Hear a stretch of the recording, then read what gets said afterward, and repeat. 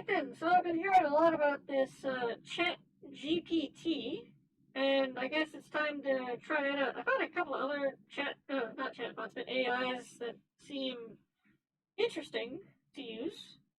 But for the purposes of ChatGPT, what I did is I essentially went and tortured it with my degree program. So I have a degree in creative writing, and I have been writing a series called Divine Will before I went into creative writing. So the first 3 chapters are written before I have any kind of training in writing, and then everything afterwards is post my degree.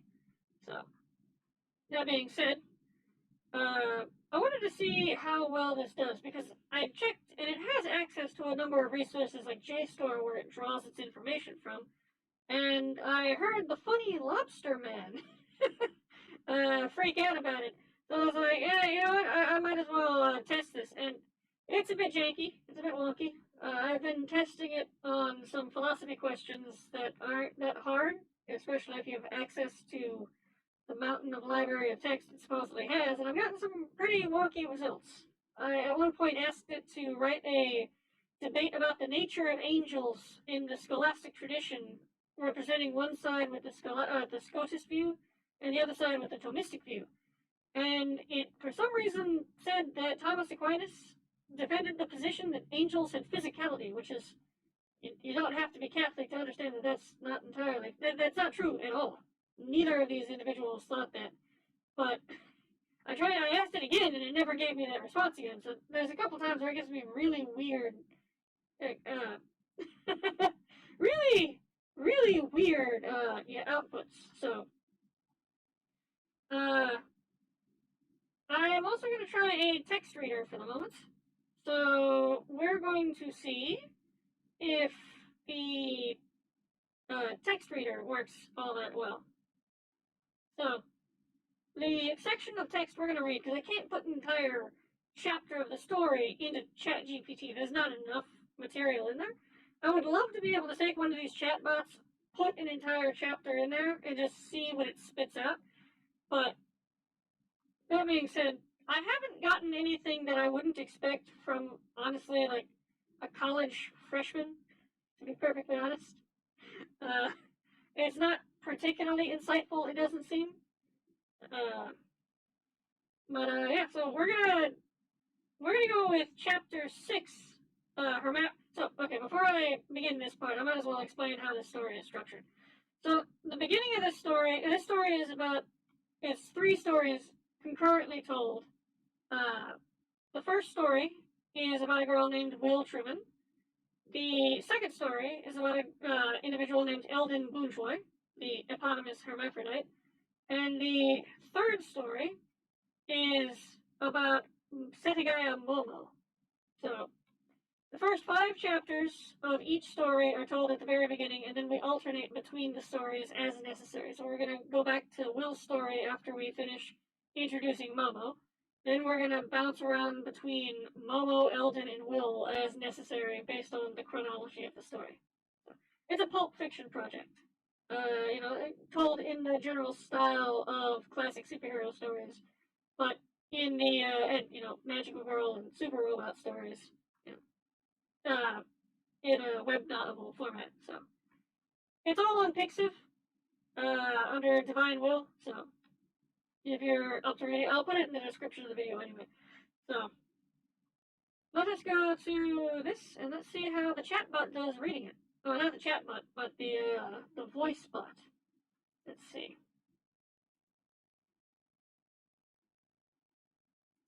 This is where I differ from all others. Wait. Okay, I started in the wrong section. On this planet, and almost all others, humanity is defined by a complementary binary. Male and female, he created them, as the prophets of that God said. A religious observation of a secular truth, that within the race of men there are 2 distinct natures, or hypostases, with an individuate yet symbiotic telos that, when united, propagate the species. This is a part of the Dharma, Tao, Logos, order of this world, regardless of the existence of a creator. Only a small percentage deviated from this telos. twisted by hormonal and chromosomal disorders that leave them with a broken or ambiguous sexual nature. Regardless, even among these natural deviations, their nature within the binary can be easily assessed by the simple question of whether their natures orient them towards motherhood or fatherhood, whether their bodies produce sperm or ova, whether an SRY gene is present on the sex chromosome or not. This is where I differ from all others. My nature, on Earth, is unique. I am the only person to truly unite the male and female hypostases into one person. How this was accomplished is quite simple. I am a neo-human. We inherit our powers from our parents, regardless of whether they are biological or adoptive. Normally, this gives us some ability appended to our human nature, such as the ability to remotely perturb fire or even transform into a wolf. But sometimes these powers are heteromorphic, twisting our bodies into a supernatural, apparently inhuman, form and overriding phenotypical and genotypical traits inherited from our parents. At conception, my powers activated. A mutation in utero caused me to develop the complete reproductive systems of both sexes, as well as their natural potencies. If I were to choose to unite with a wife, I would become a father, whereas if I were to conjoin to a husband, then I would become a mother. Moreover, genetic testing has shown that this power has even restructured my gametes. As a father, I can only propagate this hybrid nature, whereas as a mother, I can only propagate the traditional sexual nature provided by my hypothetical husband. This is because I do not possess an SRY gene, which encodes the male essence onto the Y chromosome, but rather a new gene that encodes this chimeral structure. My legal name is Eldon Bunchwai, and I am a 14-year-old, 153.6 cm tall, 46.7 kilograms, apparently feminine, currently standing alone in an underground cyborg hangar, staring at the various units as they were prepped for deployment by a team of cognitive scientists, mechanics, and physicians darting about like Lilliputians.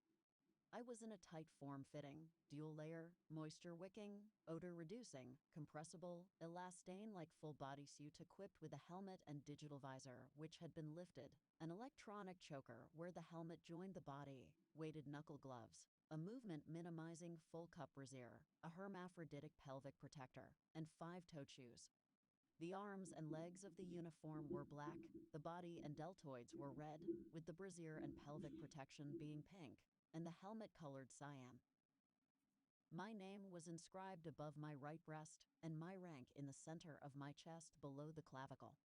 A 50 caliber gas-operated semi-automatic pistol and Bowie knife holstered on my left hip through an external harness. The Lovecraftian behemoth to which I was assigned the task of piloting was 80 meters tall, a titanic humanoid trapped in dual-purpose armor bindings designed to protect me and ensnare it.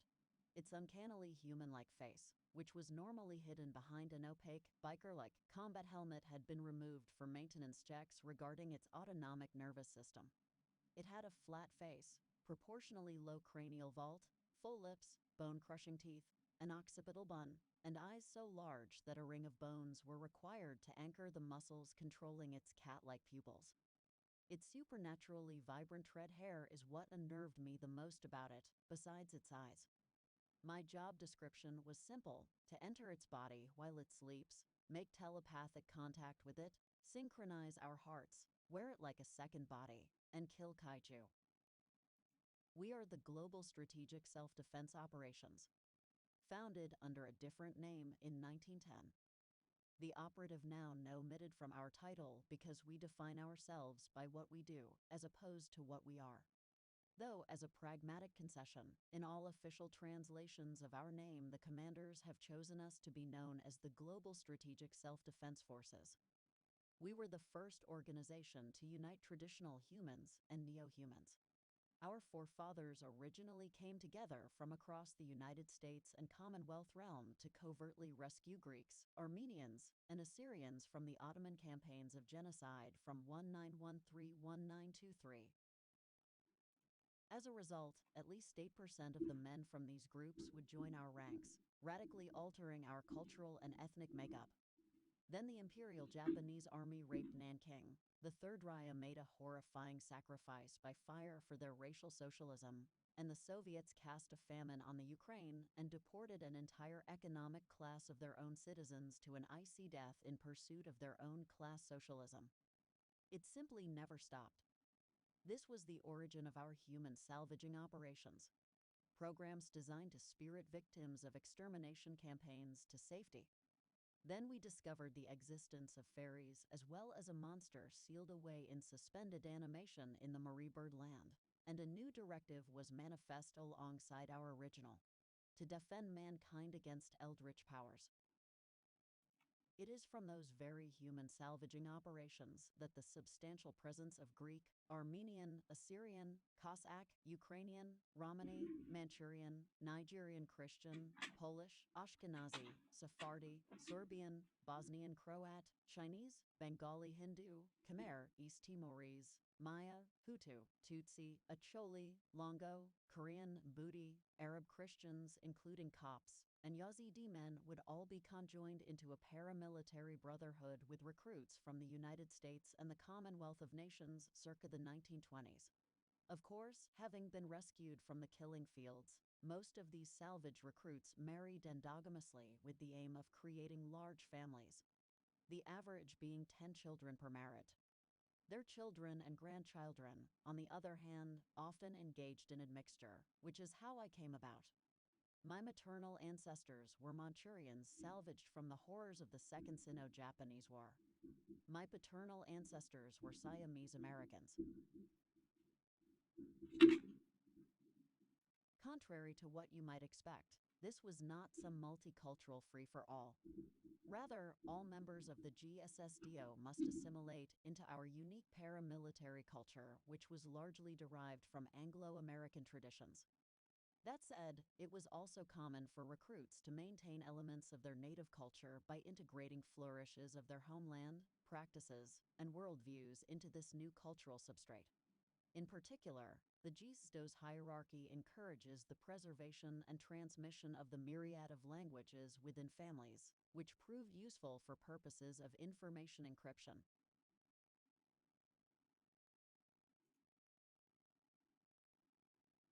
Moreover, many potential candidates rescued from death were preemptively disqualified due to a thorough screening process to weed out incompatible religious and political views. As a result, many people were rejected from joining our ranks due to their adherence to Nazi, communist, socialist, and Islamist ideologies. In particular, the Bosniak, Chechen, Ingush, Crimean Tatar, Kurdish Isaac, Fur, Masalit, Zaghawa, Arabic Shia, Uyghur, and Rohingya, despite all having been the subjects of shows, yielded a very low recruitment rate due to doctrinal issues.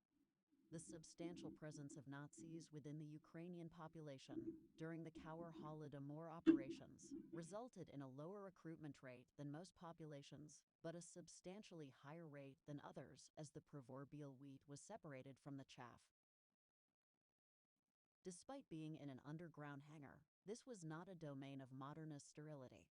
The floor upon which I stood was comprised of a beautiful mosaic depicting a series of serpents interlacing with each other in a manner evocative of Irish illumination. After all, multiple generations living in an ever-expanding geofront quickly discovered that sterile functionalism was unlivable. So, it became common to beautify the chthonic architecture that enclosed us.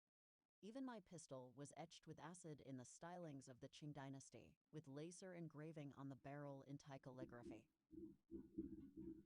Okay, so that's interesting. So this particular AI has a couple of issues. So some of them I kind of anticipated. For example, it completely omitted the word Rita, which is a Sanskrit word. And I understand why it did that, because it doesn't know how to say that word, so it just skipped over it. And, you know, they turned HSOs to shows. I don't know why it did that. And it seems to, on occasion, mispronounce words in longer strings of text. For example, it turned chthonic into chthonic, and I'm not entirely sure what it is. It might have been a dialectic thing, like a dialect thing, but I have no idea. it seemed to omit sounds as well. There were a couple times where I just noticed, not just with the Triphonic, but where it just mispronounced words by dropping syllables that would not have been dropped in any particular dialect. So that's interesting. And for some reason it can't take uh, dates with a hyphen. I don't know why that is. Because it changed 1913 to 1923 to 1913 to 1913 to 1923. And I don't know why it did that either, but eh. So that's interesting. So that is the section of text that we are going to be analyzing through ChatGPT. Now, there's a character limit in ChatGPT, so I had to break this up in order to get it to analyze it. And I had to ask it to analyze the first paragraph in isolation, and then the second, not the first paragraph, the first section in isolation, and then the second section in consideration to the first. Now, the first one ends on the sentence, let's see. My job description was simple: to enter its body while it sleeps, make telepathic contact with it, synchronize our hearts, wear it like a second body, and kill kaiju. Let's see. And then the second prompt goes all the way to the Thai calligraphy portion. So, now that we have that, let's see how well ChatGPT can actually perform literary analysis. You know, to see if a funny lobster man has a particular justification for being worried about this. Spoiler alert: I don't think he has much to worry about from these. I think chatbots like Lambda are interesting, but I'm not at all. When Lambda happened, I was not at all convinced by the transcript of the conversation that it was conscious. I was definitely alongside Computer File, the YouTubers behind the channel Computer File, and other individuals like, no, I don't see any evidence of consciousness in this particular bot. And I didn't find any of the arguments proposed by individuals like Carl Benjamin in their analysis of ChatGPT saying that it might be sentient. Didn't find any of it compelling. So, no, I don't think any transistor-based computer will ever be conscious. But that's not really what interests me. What interests me is the underlying capacities to recognize structures that human brains wouldn't. So, let's see how well this does with literary analysis. So we'll analyze this story opening from a narratological perspective. So, this is the story all the way down to the kill kaiju.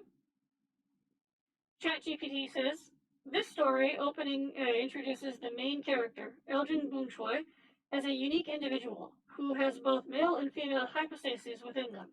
The text references a religious idea that humanity is defined by a binary of male and female, but Eldon is a neo-human with powers that resulted in the mutation during conception, giving them the complete reproductive systems of both sexes. The text then describes Eldon's physical appearance and attire, which is a form-fitting suit equipped with weapons. Finally, the text reveals that Eldon's job is to pilot a large humanoid and kill kaiju. The description of Eldon's unique nature, appearance, and occupation all contribute to the setting and characterization of the story. I mean, yeah, that is true. Let's see. So, again, the second prompt is, the following is a direct continuation of the story opening you just analyzed. Continue your analysis from a narratological perspective. And that is the form by which I ask these questions. I ask it to analyze the first section in a particular manner, and then the second section to continue in the same manner. And I had to do this because when I tried it earlier, it wouldn't do it correctly. Sometimes it would even analyze something that wasn't there in the first place. Like, I got an analysis of a completely different story at one point, and it was completely mind-boggling, so I had to do this for pragmatic purposes. ChatGPT. This continuation of the story further elaborates on the background and history of the organization, the Global Strategic Self-Defense Operations. The narrator mentions that the organization was founded in 1910 under a different name, but now defines itself by its actions rather than its name. That's not entirely accurate, but It's not. It defines itself. It is what it does, basically. It's an old school line of thinking, like you are what you do kind of thought process. That's why it's named the way it is. But okay. So, the organization is a combination of traditional humans and neo-humans who came together from different regions, including the U.S. and the Commonwealth realms, to rescue victims of genocide from 1913 to 1923. As a result, many men from various ethnic and cultural backgrounds joined the GSSDO, leading to the creation of its human salvaging operations. The narrator mentions that the discovery of fairies and a monster in suspended animation led to the creation of a new directive to defend humanity against eldritch powers. The narrator explains that the members of the GSSDO come from a diverse range of cultural and ethnic backgrounds, and that the organization encourages the preservation and transmission of the different languages within families. However, the narrator also mentions that the GSSDO has a thorough screening process to weed out candidates with incompatible religious and political views, resulting in low recruitment rates for certain populations. The narrator also mentions that the underground hangar, where they are located, is not a sterile environment, but instead is decorated with beautiful mosaics and etchings, reflecting the desire of multiple generations to live in an aesthetically pleasing environment. I mean, yeah, this is a decent analysis. There's nothing particularly impressive about this analysis, to be perfectly honest, but it is a decent analysis, and it is an analysis from the narratological perspective. I wouldn't expect you to get a particularly high grade if you turn this in, but let's try from a structuralist perspective. ChatGPT.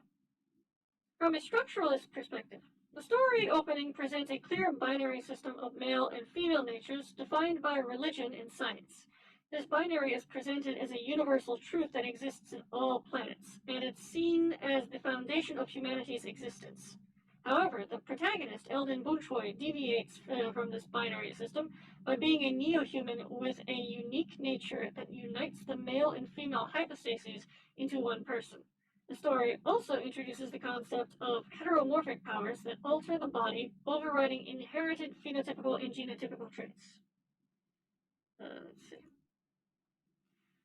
The protagonist's appearance and clothing further reinforces the binary system. Eldon is described as apparently feminine, and the uniform is designed with traditionally feminine colors like pink and cyan. Fair enough. I didn't actually think about that when I put that in there, but here we go. The mention of Eldon's legal name and height, weight, and rank also reflects the character's identification with the binary system. In the story, Eldon's role is to pilot a Lovecraftian behemoth that is used to kill kaiju.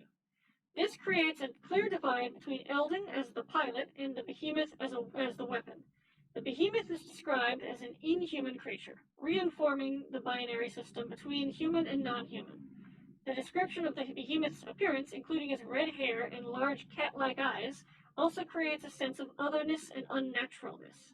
In conclusion, the story opening presents a binary system of male and female natures and explores the deviation from this system through the protagonist's unique nature. The use of the language, appearance, and role further reinforces the binary system and creates a divide between the human and non-human. Again, if you were going to turn this in as a paper, I would not expect all that particularly high marks.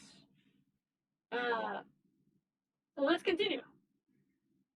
From the structuralist perspective, the narrative of the GSSDO reveals a deeply embedded cultural hierarchy that values assimilation into a dominant Anglo-American culture while still allowing for the preservation of language and cultural practices within families. The mosaic floor and embellished pistol highlight the importance of cultural expression and identity, even within a highly structured organized paramilitary organization. The rigorous screening process for potential recruits, which excludes those with incompatible religious and political views, reveals the GSSDO's strict adherence to a set of cultural norms and values that are deemed acceptable. This exclusion of certain groups, such as those with socialist or Islamic ideologies, reinforces the dominant cultural hierarchy. The fact that many of the recruits come from a diverse range of ethnic and cultural backgrounds, having been rescued from extermination campaigns, highlights the power dynamic of the GSSDO and its role as rescuer and assimilator of marginalized populations. Okay, so this whole conversation about marginalized populations is not something that's common or really belongs in a structuralist analysis. Like, I mean, you could put it in a structuralist analysis, but that's not what structuralism is particularly aimed at, analyzing. Structuralism and formalism are modes of analysis that focus on the text in and of itself. So, it, it's about, like, how the text works, not what the text is necessarily saying. So, I wouldn't say that this is a particularly well-developed structuralist interpretation, to be perfectly honest. Okay, so let's try semiotic literary criticism. Semiotic literary criticism is focused on, for example, formalism is focused on the formal techniques, and structuralism is focused on the structures of writing. The semiotic literary criticism is focused on the symbolic use in language, in writing. So that's why it's semiotic, the use of signs and symbols. Okay. ChatGPT. This story opening can be analyzed from a semiotic literary critical perspective by examining the signs and symbols present in the text. The author introduces the concept of a binary system in which humanity is divided into two distinct natures, male and female, and suggests that this binary is a universal truth regardless of religious beliefs. The protagonist, Eldon Bunchoy, is unique in that they possess both male and female hypostases as a result of being a neo-human with powers that have restructured their genetic makeup. The author uses clothing and attire to symbolize the protagonist's unique nature. The form-fitting suit is described as having elements of both masculine and feminine qualities, with black and red colors symbolizing strength and power, and pink and cyan colors symbolizing sensitivity and femininity. The inscription of the protagonist's name and rank on the suit further emphasizes their identity as an individual. The weapon holstered on the hip is a symbol of the protagonist's capacity for violence, which is necessary for their job as a pilot of a Lovecraftian behemoth designed to kill kaiju. Well, okay, so, yeah, I mean, it is focusing mostly on the symbolism and what the symbolism represents, but it's a pistol is not going to really help you with kaiju. So there's a bit of a contextual. It's not very good with context. Let's just say that. The description of the behemoth is also significant, as it is described as a titanic humanoid with a human-like face and red hair, which serves to create a sense of the uncanny and unsettle the reader. The emphasis on the behemoth's large eyes and the detail given to its appearance serve to heighten the sense of otherness and distance from the protagonist. In conclusion, the author uses signs and symbols to create a sense of the protagonist's unique identity as a neo-human, as well as set the stage for the themes of otherness and power that will likely play a role in the story. Okay, I like that this one says likely. It's like, yes, this is just the beginning of the story. It doesn't actually necessarily say that this story is about something. Which is what some of the later analyses will do. They will assert that the story is about certain things, which, if you read the rest of the story, it becomes really painfully obvious is not the case. So, from a semiotic literary critical perspective, the continuation of the story highlights the fusion of different cultures and backgrounds within the GSSDO. The organization was founded in 1910, originally as a rescue mission for Greeks, Armenians, and Assyrians who were targeted by Ottoman campaigns of genocide. Over time, the GSSDO expanded its mission to include rescuing victims of extermination campaigns from other countries and cultures, leading to a diverse and multicultural membership. Despite the cultural differences, the GSSDO's members are required to assimilate into a unique paramilitary culture which is largely derived from Anglo-American traditions. Okay, so, a little bit of a break here. When I say Anglo-American in this context, I mean specifically like British and American. not British American. So, just to put that clear, because we already established that we had members from the Commonwealth realms and from America. So, I just have to point that out because some people, it should be obvious, but I've had some people ask me about that. However, the GSSDO also recognizes and celebrates the diversity of its members, encouraging the preservation and transmission of their native languages and cultural practices. This allows members to maintain elements of their own culture while still being part of a larger GSSDO community. The story also highlights the exclusion of certain groups from joining the GSSDO due to their adherence to incompatible religious and political views, such as Nazis, communists, socialists, and Islamists. This exclusion demonstrates the importance of shared values and beliefs within the GSSDO and its commitment to preserving the safety and security of its members. The description of the underground hangar, where its protagonist is standing, highlights the importance of beauty and aesthetics in the GSSDO's culture. The beautiful mosaic floor and decorative pistol demonstrate the desire for an environment that is not solely functional but also aesthetically pleasing. This reflects the need for the members to have a sense of home and community, even in an underground hangar. Overall, the continuation of the story highlights the blending of different cultures and backgrounds within the GSSDO, while also demonstrating the importance of shared values, beliefs, and cultural preservation. See, it does do a little bit about the signs and symbols, but it is more focused on the structure of the story and the narratological elements and the meaning behind the story than it is actually the use of semiotics. So I wouldn't be particularly impressed by this analysis, to be perfectly honest. Because I am being very clear as to what I'm asking for, and it doesn't really provide it half the time. Let's try from an aestheticist perspective. So aestheticists are exactly as it sounds like. They care about beauty as the first and foremost of their purposes in critiquing and creating art. So, from an aestheticist perspective, this opening is highly imaginative and descriptive. The writer uses vivid language and vivid imagery to create a unique and captivating world full of religious, scientific, and supernatural elements. The protagonist's unique nature as a neo-human sets the stage for a compelling narrative and is described in detail, showcasing the writer's attention to detail and scientific knowledge. Let's see. The description of the protagonist's appearance and equipment is equally detailed, with the use of technical language such as moisture-wicking and elastine-like, adding to the realism of the world. The description of the Lovecraftian behemoth further emphasizes the fantastical nature of the story and creates a sense of unease and intrigue. Overall, this opening is imaginative, captivating, visually rich, demonstrating the writer's ability to craft an engaging and well-realized world. Okay, so it used the word detail, what was it? Let me go.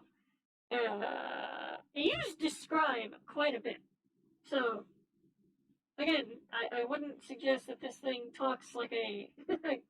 I wouldn't go to this thing to replicate, to write your essays for you, basically.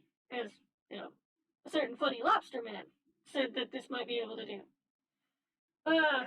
But, yeah, here it actually is talking specifically about the use of language, which is what I would expect from, like, a structuralist, a formalist, an aestheticist, and a semiotic literary critic.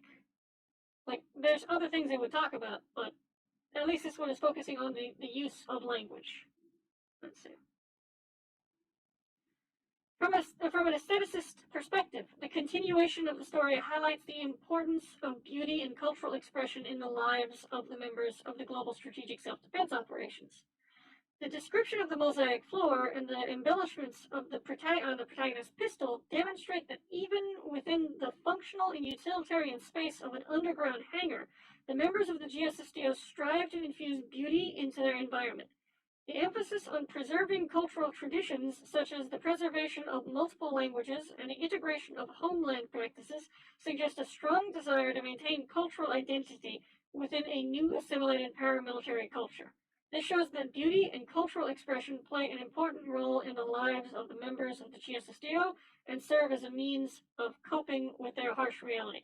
Okay, I will accept this because, again, it's staying on topic of beauty. Even though it's not necessarily focusing on the language here, now it's focusing in on how beauty is the focus of this section of the text. So I'll give it this one. This is a decently written aesthetical critique for, especially, for a computer. Let's see. From a formalist perspective now, let's see if it actually talks about narrative tools or devices.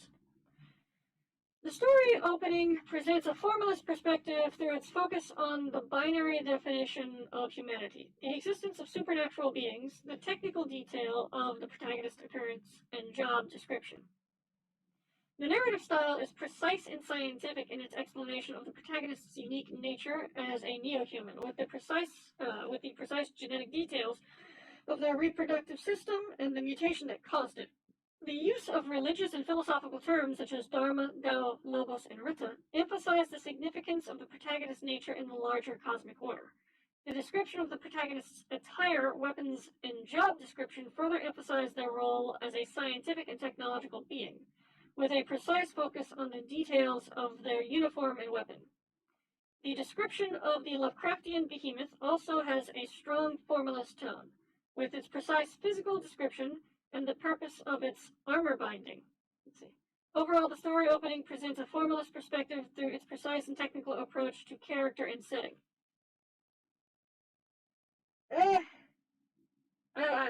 I guess. Again, for a computer, this is a pretty decent analysis, but I would expect something from an English major to be a little bit more impressive than this, to be perfectly honest. There's just a tab open. From a formalist perspective, the text continues to depict a rich and diverse cultural background for the GSSDO. The organization has a unique paramilitary culture that draws from Anglo-American traditions, but also allows its members to integrate elements of their native cultures into this new cultural substrate. This is emphasized by the preservation of different languages within families and the artistic embellishments within the underground hangar, such as the mosaic floor and etched pistol. The text also highlights the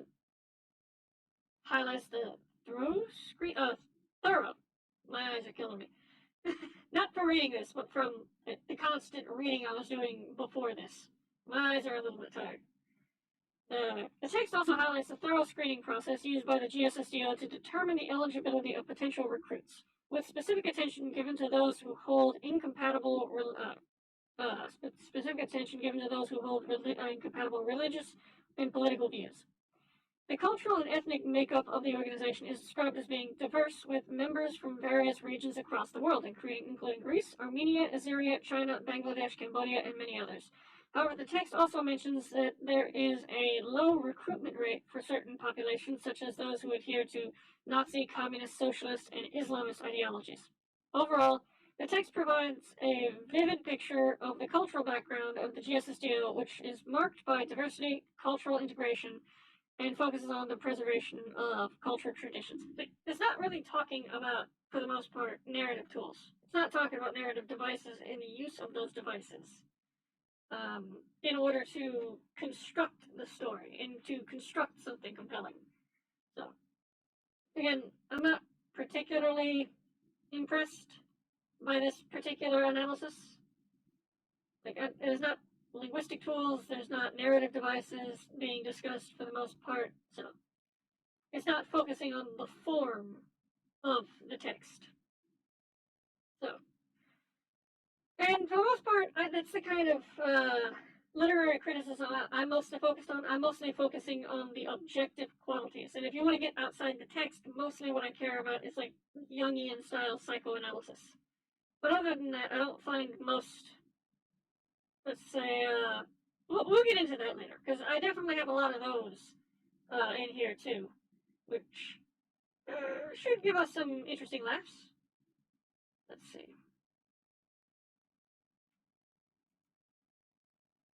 Uh-oh. There we go.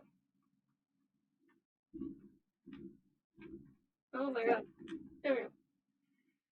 let's try from a Russian formalist perspective. So there is a technical difference between Russian formalism and formalism, but it's not really important right now.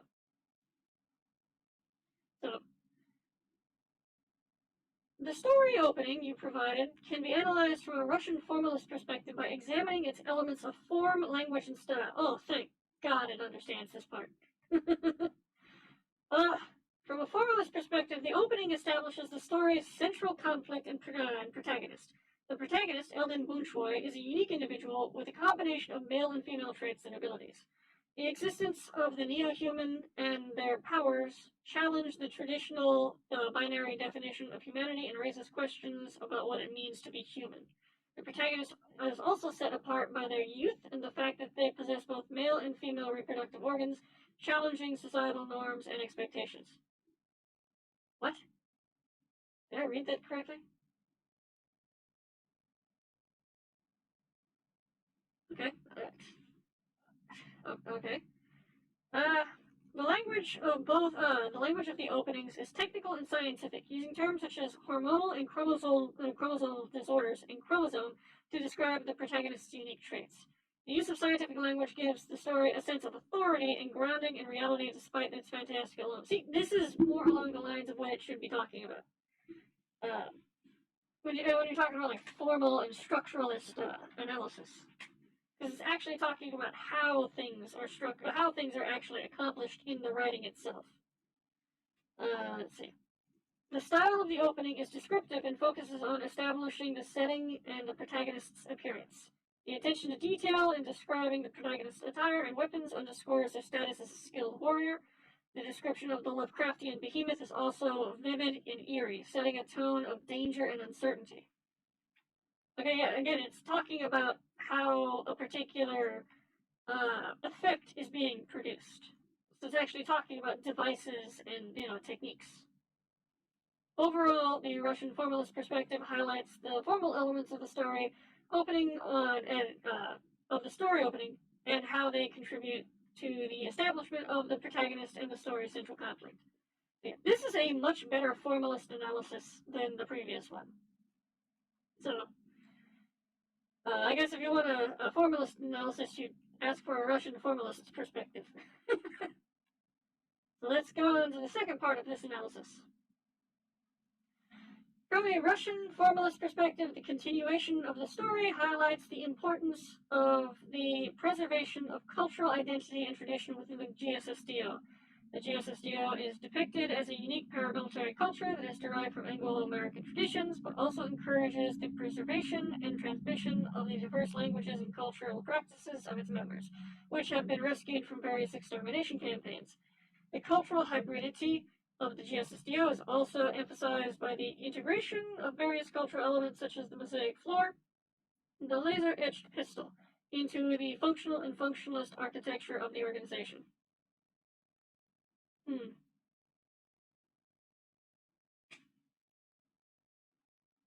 I mean, I guess this part is fine. Again, this particular sentence, uh,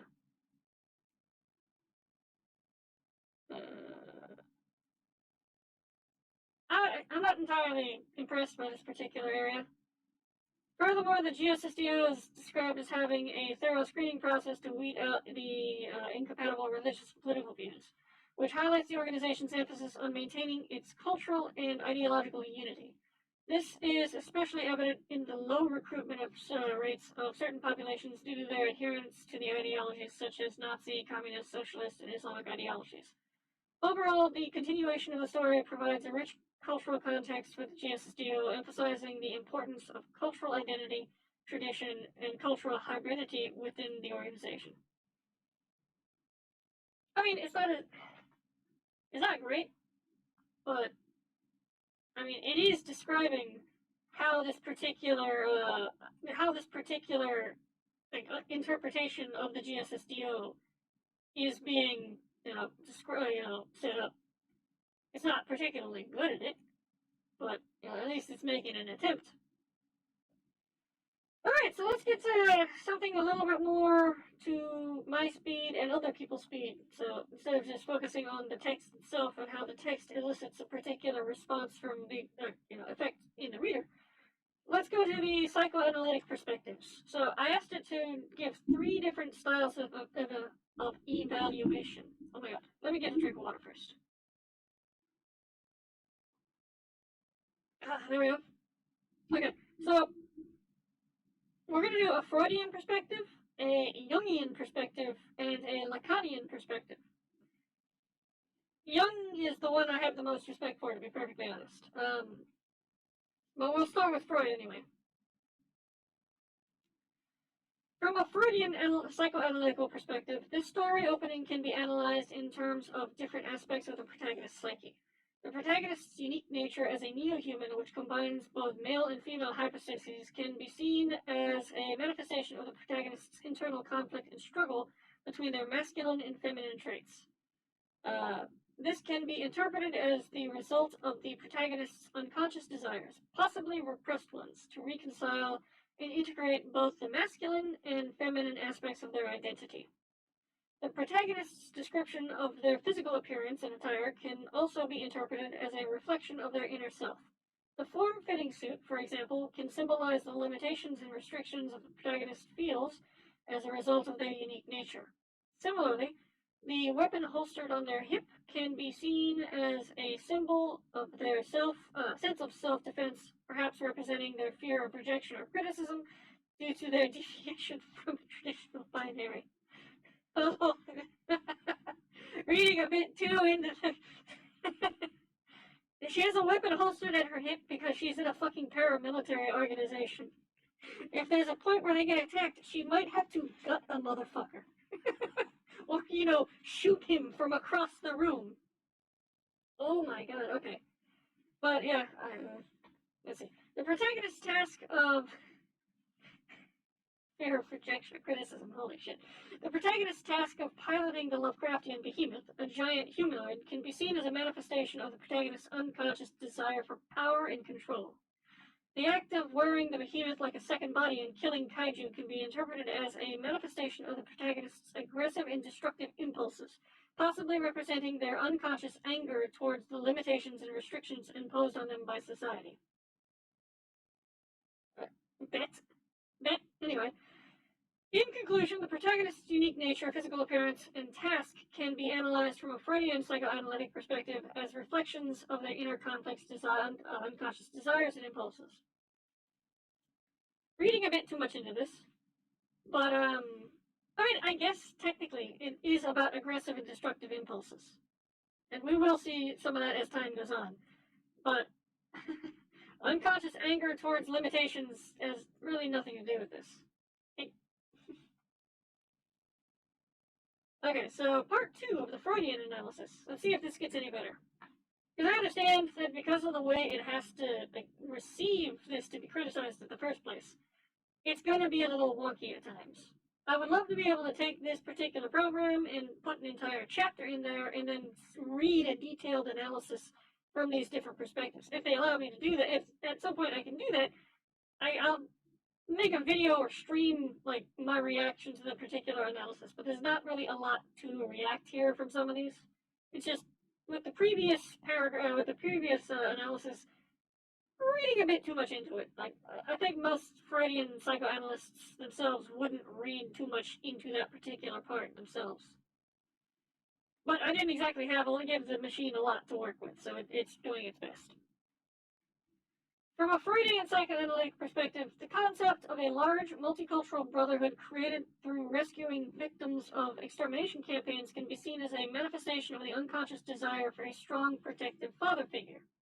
Okay, this is actually rather decent analysis, and as time goes on, this is actually not too far off.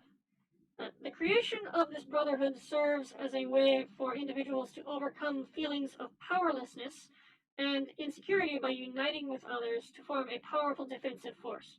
That is accurate, yes. The emphasis on assimilation into unique paramilitary culture could be seen as a form of sublimation, where individuals channel their aggressive and defensive impulses into a collective cause. Yeah, fair enough. The screening process for religious and political views can be seen as an attempt to establish a shared sense of identity and purpose within the Brotherhood. The exclusion of certain groups based on their ideologies can be seen as an attempt to maintain a sense of unity and avoid internal conflicts that may threaten the stability of the organization. Okay, yeah, that is spot on.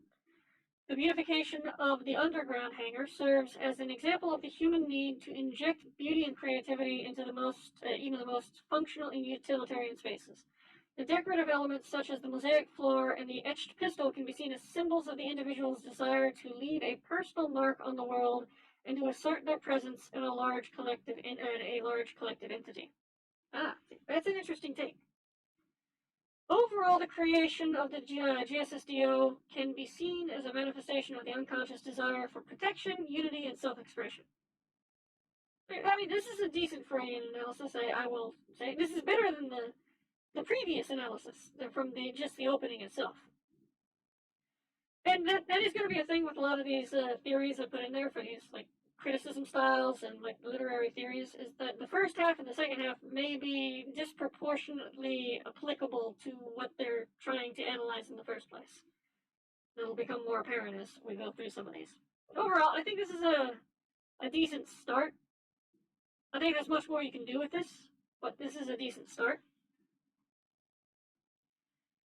Now let's go to the funny lobster man's literary criticism style. Jungian psychoanalytic criticism.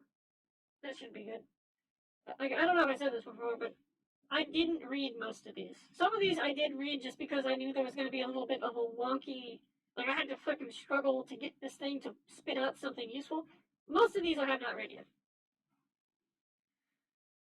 From a Jungian psychoanalytical perspective, this story can be analyzed in terms of the protagonist's individuation and identity.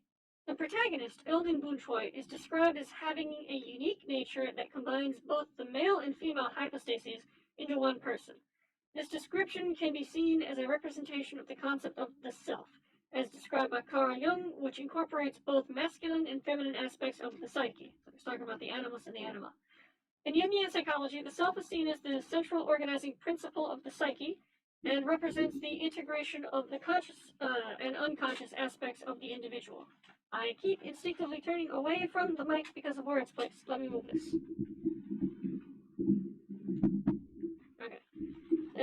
Okay, that should work better. Where was I? Here we go. The protagonist's physical and biological characteristics, such as possessing the complete reproductive systems of both sexes and the ability to propagate both hybrid and traditional sexual natures, can be seen as an embodiment of the concept of the hermaphrodite archetype in Jungian psychology. The hermaphrodite archetype represents the union of the masculine and feminine aspects of the psyche and symbolizes wholeness and completeness. I mean, I don't really have much to say about that. The protagonist's role as a pilot of the Lovecraftian behemoth can be seen as a representation of the integration of the conscious and unconscious aspects of the identity. By synchronizing their hearts with the behemoth and wearing it like a second body, the protagonist is able to bring their unconscious instincts and desires into their conscious awareness, as represented by the behemoth's supernaturally vibrant red hair and its intimidating appearance. Oh, this is a take I did not think of. That'll be worth contemplating as I go forward in writing this. The description of the protagonist's appearance and attire, such as a form-fitting dual-layer suit in the 50 caliber pistol and bowie knife, can also be seen as representing the integration of the conscious and unconscious aspects of the individual. The uniform, with its combination of black, red, pink, and cyan colors, symbolize the integration of the opposing aspects of the psyche, while the weapon symbolizes the protagonist's ability to defend their sense of self and their individuality. Yeah, fair. Overall, the story opening can be seen as a representation of the protagonist's journey towards individuation and the integration of their masculine and feminine aspects of the psyche. Okay, I see where it's going. It's suggesting that the story is moving towards where her psychological state of affairs becomes like her physical state of affairs, that her physical state of affairs represents the future end point of her story on a psychological level. That's an interesting take. It's not the one I would have come up with, but it is interesting. And this is a story with a general plan, so there is an overall plan, but it's not completely planned out entirely. So like, there is a lot of wiggle room for me as I write this story. So part two. From a Jungian perspective, the creation and evolution of the global strategic self-defense operations can be seen as a manifestation of the collective unconscious and the need for people to come together in times of crisis. The organization's origins as a group focused on rescuing victims of extermination campaigns reflects the archetypical idea of the hero and the desire to save others from harm. This desire to help others is further emphasized by the fact that the organization united traditional humans and neo-humans, demonstrating a willingness to move beyond differences in order to achieve a common goal. Okay.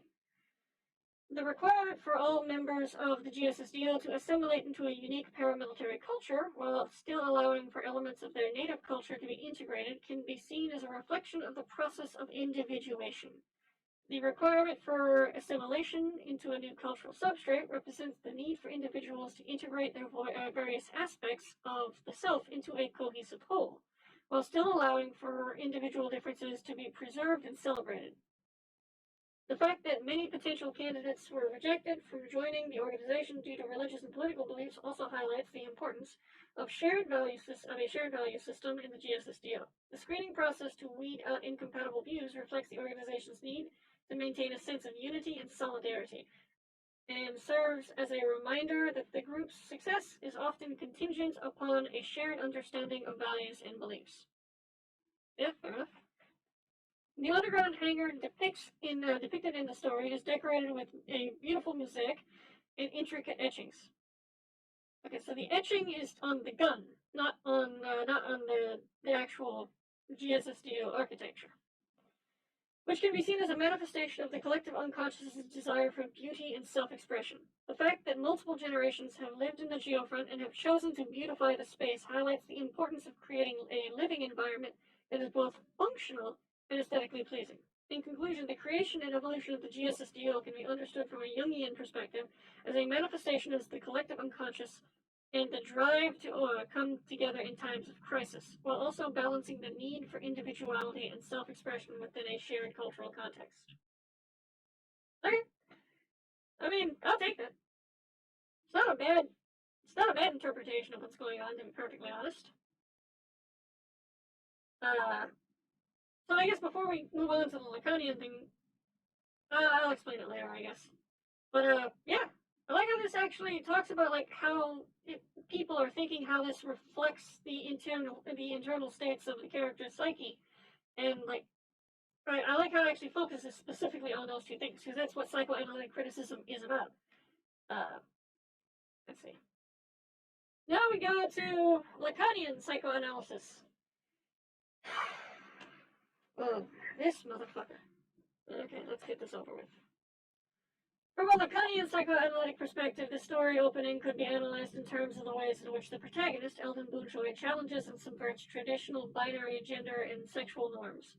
Lacanian psychoanalysis views gender and sexuality as constructed through language and symbolic representation rather than being determined by biology. The opening line, on this planet and almost all others, humanity is defined by a complementary binary. Male and female, he created them. As the prophets of that God said, suggests that gender and sexuality are understood as being natural and predetermined by religion and culture. Okay, so even if you were a Lacanian psychoanalyst and you said it was predetermined by religion, you should get an F. But fucking hell, man. Culture would be fine. Like language and culture would be fine because you could weasel that into Lacanian like thought, but no, not necessarily that. Because you can find plenty of people who are definitely not religious who would still hold on to this bioessentialist view. However, Eldon's unique identity as a neo-human challenges these norms by embodying both male and female characteristics. Their existence as a hermaphrodite and defies the binary gender categorization and highlights the arbitrary and constructed nature of gender and sexuality. This can be seen in the description of Eldon's reproductive systems and genetic testing, which indicates they can both father and mother a child. Additionally, the clothing and accessories that Eldon wears, including the form-fitting full-body suit and hermaphroditic pelvic protector, can be seen as reinforcing the constructed nature of gender and sexuality. What? Okay. And once this fucking hermaphroditic, like, at once this hermaphroditic body challenges the norms, but the hermaphroditic attire does not. Oh, okay, fair. Okay. Uh, Furthermore, the use of a Lovecraftian behemoth as a symbol of Eldon's power and the task of piloting a behemoth to kill kaiju can be seen as a manifestation of their struggle to assert their identity in a world that is rigidly defined by binary gender norms. The description of the behemoth's human-like features and its uncanny red hair could symbolize Eldon's own struggle to reconcile their dual nature. The act of entering the behemoth's body and making telepathic contact can be interpreted as an attempt to merge with and assimilate their dual identity into the dominant cultural norms.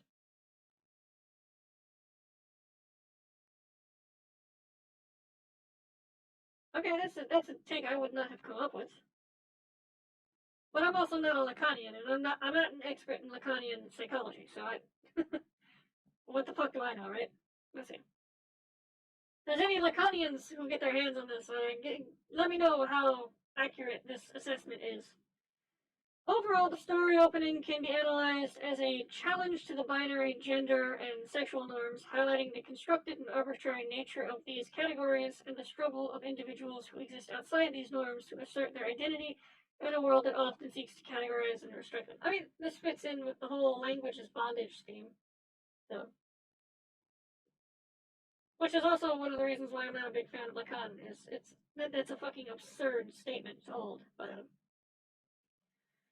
From a Lacanian psychoanalytic perspective, the establishment of the GSSDO can be seen as an attempt to create a new symbolic order and new way of organizing and categorizing the world and the self. Okay, interesting. The omission of the operative noun from the organization's title highlights the importance of actions over essence, which can be seen as a rejection of the traditional symbolic order and the creation of a new one based on the practical needs of the organization. Interesting, because I was leaning into a virtue ethics perspective about you are what you do. Like, obviously, you are your essence in like hylomorphic. You are your essential nature in hylomorphic thought. I mean, that's obvious, but I was leaning into the classical idea that you are what you do. Like, you you are what you have habituated into yourself. So it's interesting that this is at once can be interpreted both ways. The assimilation of diverse cultural and ethnic groups into a single paramilitary culture can be seen as a form of symbolic castration, as members must give up elements of their native cultures in order to belong to the new symbolic order. Okay, then I would not have thought about that, but okay. The screening process for religious and political views also serves to regulate and control the symbols and beliefs that are allowed within the organization, further solidifying the power of the symbolic order. Yeah, okay, that part sounds Lacanian. And since Lacanian psychology is based off of Freudian psychology, I guess the symbolic castration thing makes sense too.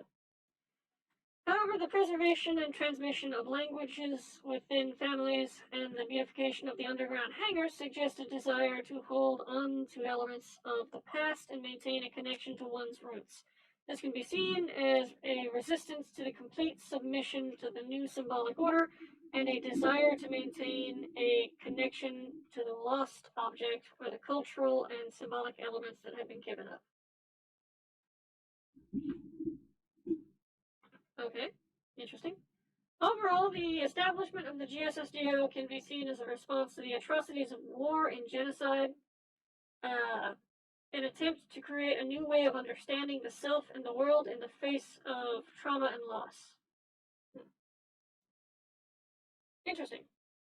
I'll have to fish around to some Lacanians and ask if this is an accurate assessment of what they would have given these particular passages. Alright, so this isn't technically a literary criticism perspective, but this is a general aesthetic perspective that affects things like poetry and writing. So let's try from a wabi-sabi perspective. This one actually does interest me because I am interested in like the whole idea of imperfection being beautiful. This opening can be analyzed from a wabi-sabi perspective by looking at the concept of imperfection and embracing the unconventional. The protagonist in this story is a neo-human, someone who is unique in the sense that they possess both male and female reproductive systems. This deviation from the traditional binary and female, of male and female, can be seen as imperfect or unconventional, but is embraced and accepted as part of the protagonist's nature. Additionally, the description of the protagonist's outfit, which is form-fitting, tight, and full of technology, can also be seen as a deviation from the traditional and imperfect. The appearance of the armor binding for the Lovecraftian behemoth with its unnerving red hair and large eyes also adds to the theme of imperfection and the unconventional. In wabi-sabi, beauty is often found in the imperfections, and this is demonstrated in the description of the behemoth, with its non-human features being described as unnerving. By embracing the unconventional and embracing imperfections, the story opening highlights the wabi-sabi aesthetic of appreciating the unique and the unconventional aspects of life. I'm not an expert in wabi-sabi, but I mean, if you're looking for like the embracing of the unconventional and the imperfect, most people would see Eldon as imperfect. So yeah, I can see where they're going with this. Let's see. From a wabi-sabi perspective, the story of the global strategic self-defense operations reflects the idea of finding beauty in imperfection and accepting the transience and impermanence of life. Okay, that is accurate. The organization was formed from the coming together of people from diverse cultural and ethnic backgrounds, rescued from the horrors of genocide and extermination campaigns. This coming together resulted in a unique paramilitary culture that was a fusion of different elements of different cultures, where they focus on preserving the language and traditions of each group. The beauty of this imperfect mix of cultures can be seen in the embellishments added to the underground hangars where the organization operates, including a mosaic floor and an etched pistol, which reflects the desire to bring beauty and aesthetics appeal to the functional spaces. The idea of wabi-sabi is also evident in the understanding that life is impermanent and that things will change or evolve over time. The recruitment process, which screens out incompatible religious and political views, reflects the idea of accepting what is and letting go of what cannot be. That is actually a really spot-on observation. The emphasis on the preservation and transmission of different languages also speaks to the idea of valuing the imperfect, as these languages may not be as widely spoken or as uniform as the other dominant languages. In conclusion, the story of the GSSDO reflects the wabi-sabi philosophy in its depiction of a unique blend of cultures and traditions, and in the acceptance of impermanence and the beauty found in imperfection. I want to get a second opinion on this, because this sounds like a decent beginning. Let's see. But again, I'm not an expert in wabi-sabi, so I wouldn't be able to really comment on this. So, now on to the last... Hey, Pops. Hold on. Since you're here, I might as well let you... I'm currently streaming right now to no one. I'll let you in on the stream since you're in the Discord. Where is the... here it is. There we are. So what I'm doing now is I'm basically going through the... I gave the ChatGPT a section from a story I wrote, and I had it analyze that story from multiple literary perspectives. Nacho's in here too. It is a good picture. Anyway, so I had just gotten through all the based literary theories. Things like, formalism, structuralism, all that stuff. And I'm on the last semi-based of the literary theories for quite a while. So we're going to be entering into cringe territory right now. Just so you know. Right now we're going to go into post-structuralism, which probably would have been best if I paired it with structuralism, but I kind of did this haphazardly because this is the first time I'm ever using something like this. I will be uploading this to YouTube later, by the way. So, ChatGPT and GTP said, from a post-structuralist perspective, the story can be analyzed as a critique of societal norms and beliefs. The binary notion of male and female, and the idea that sexuality can be easily categorized and defined by genetic factors is questioned by the existence of the protagonist, who unites the male and female hypostases into one person. The protagonist's unique nature challenges the dominant societal norms and beliefs about gender and sexuality.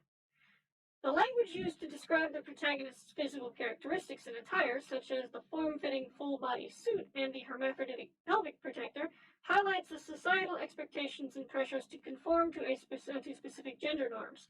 The protagonist's legal name, rank, and weapon all serve to reinforce the societal norms and power structures in place. I mean, yeah, how the fuck would a military work it? Oh my god. The mention of the Lovecraftian behemoth and the protagonist's task of piloting it can be interpreted as a metaphor for the societal expectations and norms that the protagonist must navigate and possibly resist. The imagery of the behemoth's uncannily human-like face and the supernaturally vibrant red hair can be seen as a representation of the unsettling and unnatural aspects of societal norms and expectations. Fucking bullshit to a significant portion of this. Overall, the story opening presents a post-structural critique of societal norms and expectations, questioning the notion of a rigid binary and the societal pressures to conform to specific gender and sexual norms. Okay, this part is basically the summary of what a post-structuralist would say. But, yeah, so, just so y'all know, the text in question was too long to post in one go. So I split it up into two parts. So the first part describes Eldon and her life and her role. Second part describes the GSSDO and their role in the story. This is a pretty mid-post-structuralist analysis, if I'm being perfectly honest. Like, it's not bad, but it's also nothing to particularly write home about. So for the GSSDO's part, from a post-structuralist perspective, this description of the global strategic self-defense operations reveals the intricate interplay between power, knowledge, and identity. There we go. Now we're getting to real post-structuralist analysis right here. The idea that the organization defines itself by what it does as opposed to what it is speaks to the idea that identity is not fixed, but instead is constantly being constructed and reconstructed through language and action. Okay, that's an interesting take. The act of assimilating into the unique paramilitary culture is another example of power dynamics at play. The notion that recruits must adopt a specific cultural identity, even if they are able to incorporate elements of their native culture, highlights the power dynamics involved in identity formation. The fact that certain religious and political views are disqualified from joining the organization further highlights the role of power in shaping identity. Yo, man! You ever thought about the fact that, the fact you can exclude Nazis, might be a bit of a power play? Fucking hell, me. Yeah, but, some post-structuralists really are that dumb. The use of information encryption through the preservation of multiple languages within families is a clear demonstration of how knowledge and language are also central components of identity formation. Oh, there goes Nacho. The idea that multiple generations have discovered that sterile functionalism was unlivable and thus have sought to beautify their underground habitat speaks to the need for individuals to create a sense of self and cultural identity within their surroundings. Okay. Overall, this description of the GSSDO serves as an example of how power, knowledge, and language all play a role in shaping identity and cultural practices within an organization. Yeah, again, it's a fairly mid-post-structuralist critique. I can't really add much to this. I mean, it is what a lazy freshman, I guess, would come up with. Oh yeah, oh my god, I'm in pain. Now let's try Marxist literary criticism. Pain. Watch, Pops, I bet you it's not even going to pick up in the fucking part where it actually specifically mentions socialists. uh, in this story opening, the concept of gender and sexual identity is approached from a biological and deterministic perspective, where the nature of a person is defined by their reproductive abilities and the presence of certain genes, such as the SRY gene. The main character, Eldon Boonchoy, is described as a neo-human who possesses both male and female reproductive abilities and can propagate their hybrid nature. This characterization can be seen as a critique of the societal norms and expectations surrounding gender and sexual identity, as Eldon's nature is seen as deviant from the contemporary complementary binary of male and female. From a Marxist literary criticism perspective, the story can be seen as a commentary on the role of science and technology in shaping and defining identity and the social control exercised by institutions such as cognitive scientists, mechanics, and physicians, who work to maintain order and control through the deployment of cyborg units. In fact, the fact that Eldon is assigned to pilot a Lovecraftian behemoth and is tasked with killing kaiju can also be seen as commentary on the use of technology and science for the purpose of violence and destruction, and the exploitation and manipulation of the working class for the benefit of the ruling. There we go. There's the fucking bourgeoisie and fucking proletariat dialogue. Let's see. Furthermore, the description of Eldon's physical appearance and the uniform they wear can also be seen as examples of the commodification of the body, as the uniform is described as form-fitting, odor-reducing, and elastine, suggesting the body is treated as a product to be optimized and improved on. Okay. The depiction of Eldon as standing alone in the cyborg hangar can also be seen as a commentary on the alienation and isolation of the individual in a technologically advanced society. Okay. That's gonna be real fucking awkward when later the story happens. Alright, let's see how that squares away with what comes next. From a Marxist literary criticism perspective, this story presents the idea of cultural assimilation and the formation of a unique paramilitary culture through the merging of different ethnic and cultural groups. The Global Strategic Self-Defense Operation was originally formed to rescue victims from extermination campaigns and has since expanded to defend humanity against eldritch powers. The GSSDO's culture is largely derived from Anglo-American traditions, and its hierarchy encourages the preservation and transmission of different languages within families. However, the process of assimilation is not a multicultural free-for-all, as all members of the GSSDO must assimilate into this unique culture.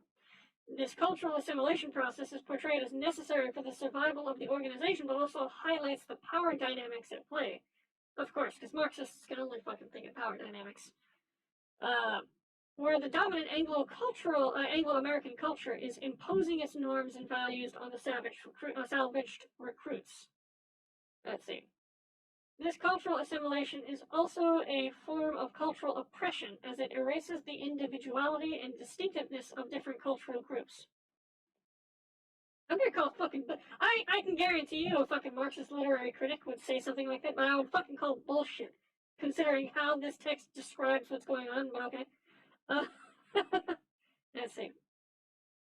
Additionally, the GSSDO screening process, which weeds out incompatible religious and political views, further perpetuates the dominance of certain religious and cultural values and the lower recruitment rate of certain population groups due to doctrinal issues such as Bosniak, Chechen, and Uyghur. Let's see. It demonstrates how cultural and political values are used to determine who is deemed worthy to join the organization and who is excluded. Overall, the story portrays the consequences of cultural assimilation, the power dynamics at play in the formation of cultural identities, and the exclusion of certain cultural groups based on political and ideological differences. Yeah, okay, it sounds like what a Marxist would write, generally speaking. But again, it's a pretty mid-Marxist analysis. It also, funny enough, did exactly what I thought it would probably do, and it missed the fucking part where Marxism was part of the problem. But say la vie.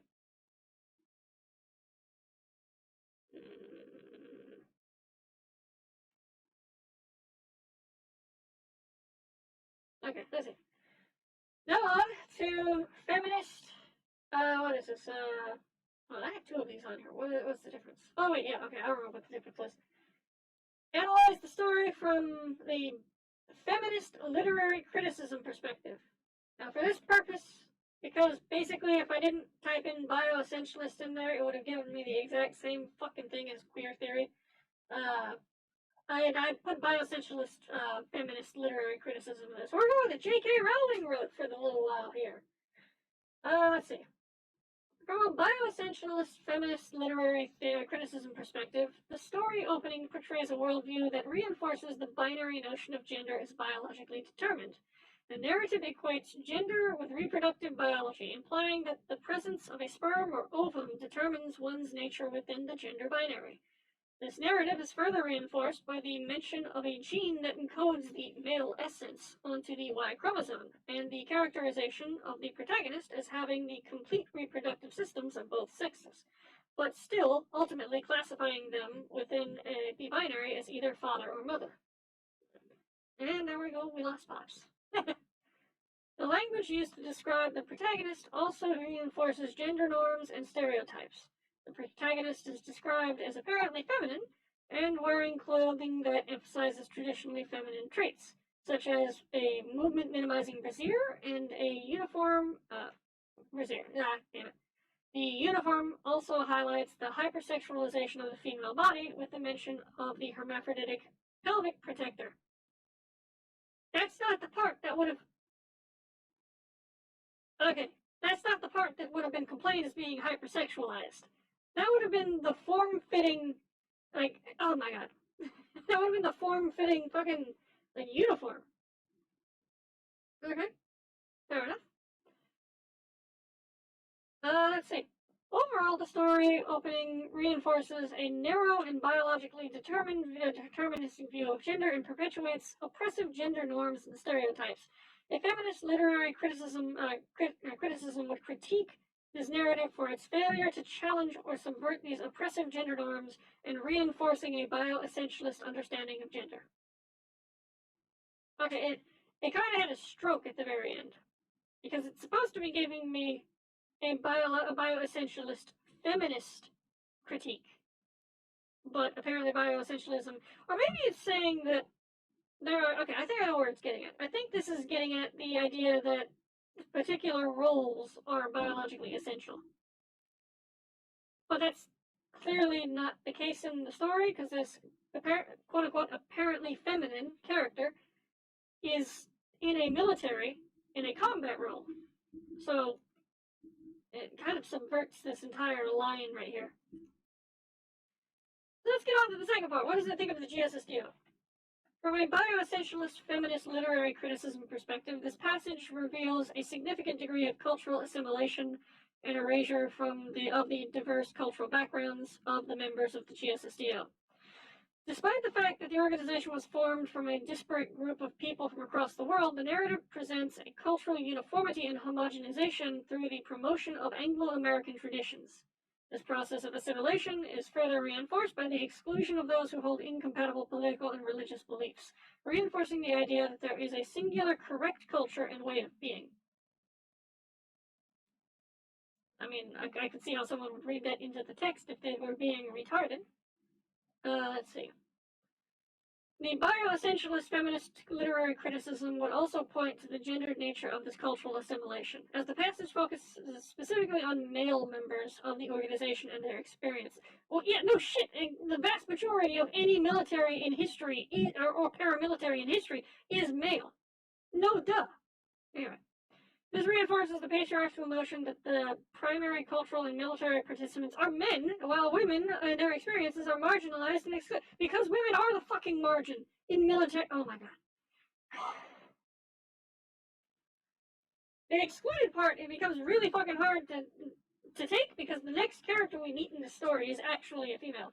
But, yeah, of course, it's going to mostly focus on males. Because the vast majority of men, or people in any military, are men. Oh my god.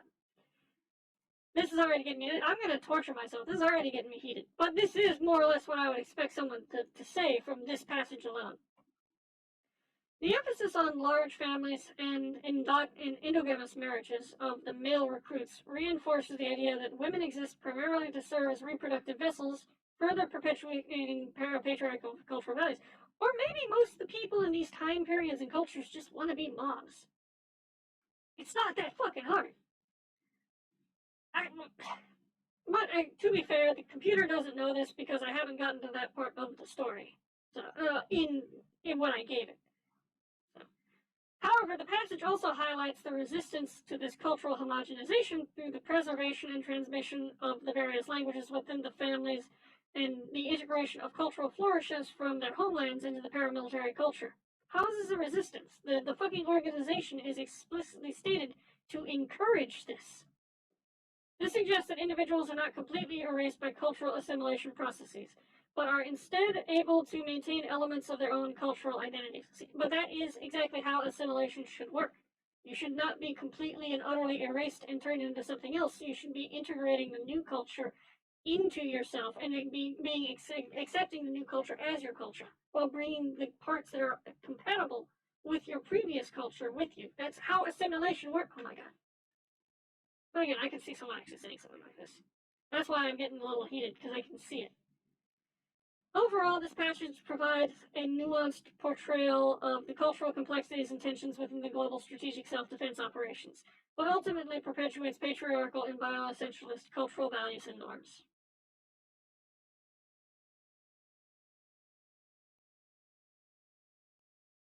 I mean, yeah, most of the warriors in history are men. It's just a fact. And it's a paramilitary organization. What the hell do you want from me? But, okay, this is a decent feminist critique of these particular passages. Again, this thing doesn't really understand what it's talking about, but it gives a pretty decent illusion as if it is, because again, as we saw here, the fucking pelvic protector was the part that is hypersexualized and not the fucking form-fitting suit with the pelvic protector and, oh my god. But, yeah, so. Interesting that they didn't mention anything about the, I'll leave that be. Now we get to queer theory, which, by the way, I think queer theory is evil. Queer theory has nothing to do with gays. It has everything to do with the queer, which means the non-normative. So yeah, I do think queer theory is evil. And if you want to know why, Podcast of the Lotus Eaters goes into very great detail talking about queer theory. And so does James Lindsay in his New Minds podcast. So it's like new discourses, not new minds, new discourses. So, and having read some of the material myself, having gone through college for a degree in creative writing, I had to do a little bit of studying in queer theory. Yeah, I'm just gonna say right there, I think queer theory is evil. I'm not really, I'm not really shy about it. The story opening can be analyzed from a queer theory perspective by examining the representation of gender and sexuality in the narrative. Queer theory is a framework that critiques traditional societal norms around sexuality and gender and seeks to understand the ways in which they are socially constructed and enforced. In this story, gender is portrayed as a binary based on biological and reproductive organs. Biological sex and reproductive organs. The protagonist is described as being different from others because they have both male and female reproductive systems and the ability to choose to be either a mother or a father. However, this difference is framed as a mutation and a deviation from the norm. Okay? I mean, that is what they would point out. The protagonist is described as appearing feminine, and the suit they wear is described as having a compressible elastine-like brassiere and hermaphroditic pelvic protector. These descriptions highlight the way in which gender expression and presentation is policed and regulated. It's a uniform. But, yeah, okay, this is what they would say. Furthermore, the protagonist's ability to choose their gender and sexual orientation is seen as abnormal and supernatural, further reinforcing the idea that deviation from traditional gender norms is unnatural and wrong. That's not what the text said, but I can totally see how this is what a queer theorist would say. That is not at all what the text said. And again, it's like, okay, yeah. Well, that is what a queer theorist would say. Here's the thing, a lot of these post-structuralist theories are about reading into a text even when it's not there. So you will see a lot of this kind of stuff if you ever read literary criticism from some of these philosophies like queer theory, is that they will read into the text what is not there at all. They have to force it in there because the idea is totalizing. All reality has to conform to the ideology. The ideology doesn't have to conform to the reality. So it's an inversion of the scientific process. Let's see. Okay, here we go. Overall, the story opening perpetuates societal norms around gender and sexuality and reinforces the idea of a binary gender system. The use of the words mutation and deviation to describe the protagonist's gender and sexuality reflects the marginalization and stigma faced by individuals who do not conform to the traditional societal norms. Okay, so slight critique here. A queer theorist would not associate the word mutation with the protagonist's gender because they're gender non-essentialists, which is dumb, but they're gender non-essentialists.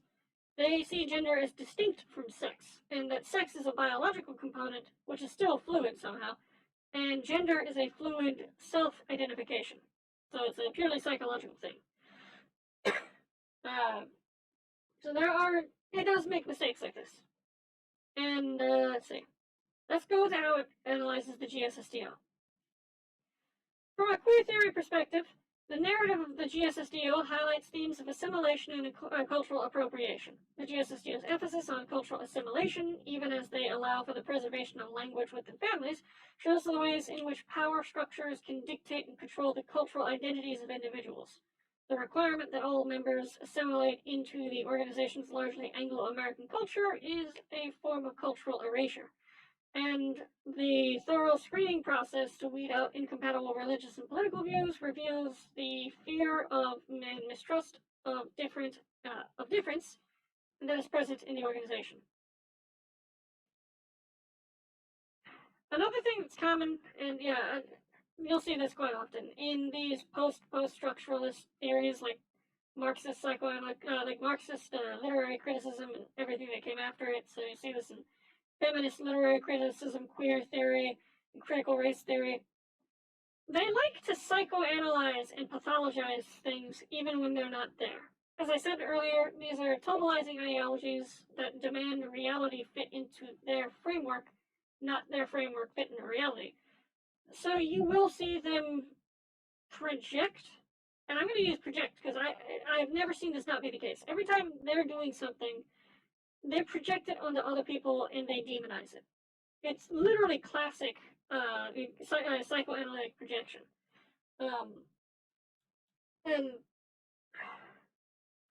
And you see it here where it's like if you deviate from queer theory and you challenge someone in queer theory literally being different from them, like they have an intense fear, mistrust, and anger towards you.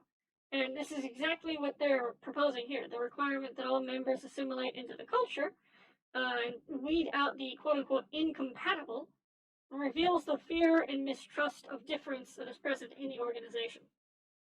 So, again, this is classic fucking projection right here. If you want the biggest gatekeepers in the world, they are people like queer theorists and CRT theorists and feminists. Just the way things are. Let's see. It's like, yeah, because there can't be any possible pragmatic reason why you wouldn't want, for example, a fucking Taliban member to join your human, your human salvaging operations. It's like, yeah, maybe it's like, weeding out Nazis might be a bad idea. And it's like, no, you have to weed out Nazis and Talibanis if you want to do something like this. So, anyway. So, yeah, purposely missing the point. However, despite this rigid cultural hierarchy, there is also a recognition of beauty and the value of cultural differences, as evidenced by the mosaic on the floor and the decoration on the protagonist's pistol. This hints at the potential for cultural exchange and hybridization, as well as the possibility for resistance against oppressive cultural norms. Not really resistance when the culture is encouraging it, but yeah, they would say it is resistance. Additionally, the fact that the organization is comprised of individuals from a diverse range of cultural backgrounds, including those rescued from extermination campaigns, add a layer of complexity to the themes of cultural identity and survival. The decision to marry endogamously or within one's own cultural group highlights the desire to maintain cultural heritage and traditions in the face of trauma and loss. At the same time, the admixture of different cultures through intermarriage shows the cultural identity can evolve and change over time, particularly in response to new experiences and circumstances. It's interesting that they didn't mention the fact that in the story, it's mostly the children and the grandchildren of the endogamously married couples that do the admixture. Okay. Overall, the narrative of the GSSDO reveals the ways in which cultural identities are shaped by power structures, as well as the potential for resistance and adaptation in the face of cultural oppression. Okay, so a quick little detour. Unlike what you may believe, queer theory is not actually focused on gay, lesbian, and trans. What queer theory is actually focused on is queer, and queer theory is synonymous with non-normative, with deviant. So you can be, for example, gay, but not queer. And that is a thing I think most people need to focus and to remember when they're talking about queer theory in particular. They're not talking about like the LGBT, even the T. They're talking about non-normative, oftentimes deviant. So now let's get to the next special ed theory, CRT. Oh, good lord, I haven't read this one either. CRT is an interdisciplinary framework that critiques the ways in which race and racism intersect with other forms of social stratification, such as gender and sexuality. Okay, so before we continue with the CRT thing, some definitions here. Race is not defined in the way you might think if you're not in America. The way CRT is an insanely American viewpoint. It defines it defines race in the American manner, not in the European manner, not in the manner that Africans would think about it, not in the manner that Asians would think about it. They define it in the way that Americans specifically would think about it, and that's why you hear them talk about things like whiteness, and even whiteness is not what they refer to as actually being. They're not referring to like skin tone. They're referring very specifically to Germanic, specifically Anglo culture. That's specifically what they're talking about when they're talking about whiteness. And when they're talking about racism, they're not talking about necessarily active hatred of a particular group. They're talking about the appearance. And that's the thing. And it doesn't even need to be the actual substantive reality, but the appearance of the favoring of one particular group, specifically the non-white, or the favoring of the white, quote unquote, so the Anglo over the non-white, which is literally everyone else, or usually focused on black, capital B. Again, black doesn't refer to what you think in normal conversation. In CRT, it has a political dimension. It's a political blackness and a political whiteness. So, just putting that out there. These people do not use language in the same way you do, just like with queer theorists do not use language in the same way that you do. Yeah, I'm gonna have to fucking link to a lot of shit in the comment and the description. Oh my god. Let's see. Okay, so now that we've gotten that out of the way, in analyzing this story opening from a CRT perspective, one might focus on the ways in which the themes of race, American defined, and gender are constructed and perpetuated. One aspect of the story that aligns with CRT is the notion that humanity is defined by a binary system of male and female. This reinforces the idea of a fixed and rigid gender system that assigns values to certain genders over others. The notion that small percentages deviate from this binary because of hormonal and chromosomal disorders reinforces the idea that non-binary gender identities are unnatural and deviant. Well, non-binary is unnatural and deviant. It's also completely political. I've never seen a far left non-binary person. This is very clearly intersectional ideology right here. Because I can find gay, trans, lesbian, and bi, conservatives, libertarians, and monarchists. I cannot find any of those non-binary. It is very clearly a political term, completely self-identified, completely without essence. It's nonsense. It does not exist. Anyway. But yeah, I could see this being a CRT assessment. It doesn't exactly have a lot to work with its ideas of, whiteness in particular. Because, yeah, we don't mention anything about the culture or or ethnicity until much later. The protagonist's status as a neo-human who embodies both male and female characteristics disrupts this binary system and challenges traditional ideas about gender and sexuality. However, the story still perpetuates the idea that there is a clear division between male and female, and that as the protagonist can only propagate this hybrid nature, or propagate the traditional sexual nature. This reinforces the notion of a binary system and the superiority of one gender over another.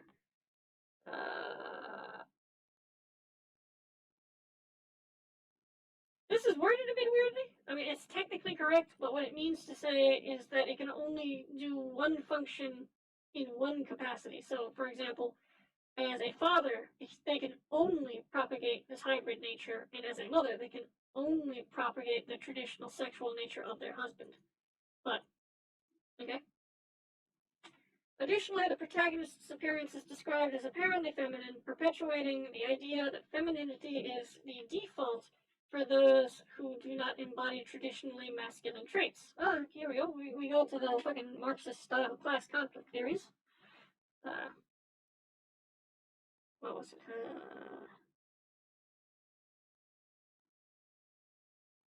But that's not why the terms is used, but I could see how someone would draw that conclusion now that I'm looking at it. The protagonist is also described as wearing a form-fitting, compressible bodysuit that minimizes movement, as well as a brassiere and pelvic protector, which reinforces traditional gender norms and reinforces the idea that the body should conform to these norms.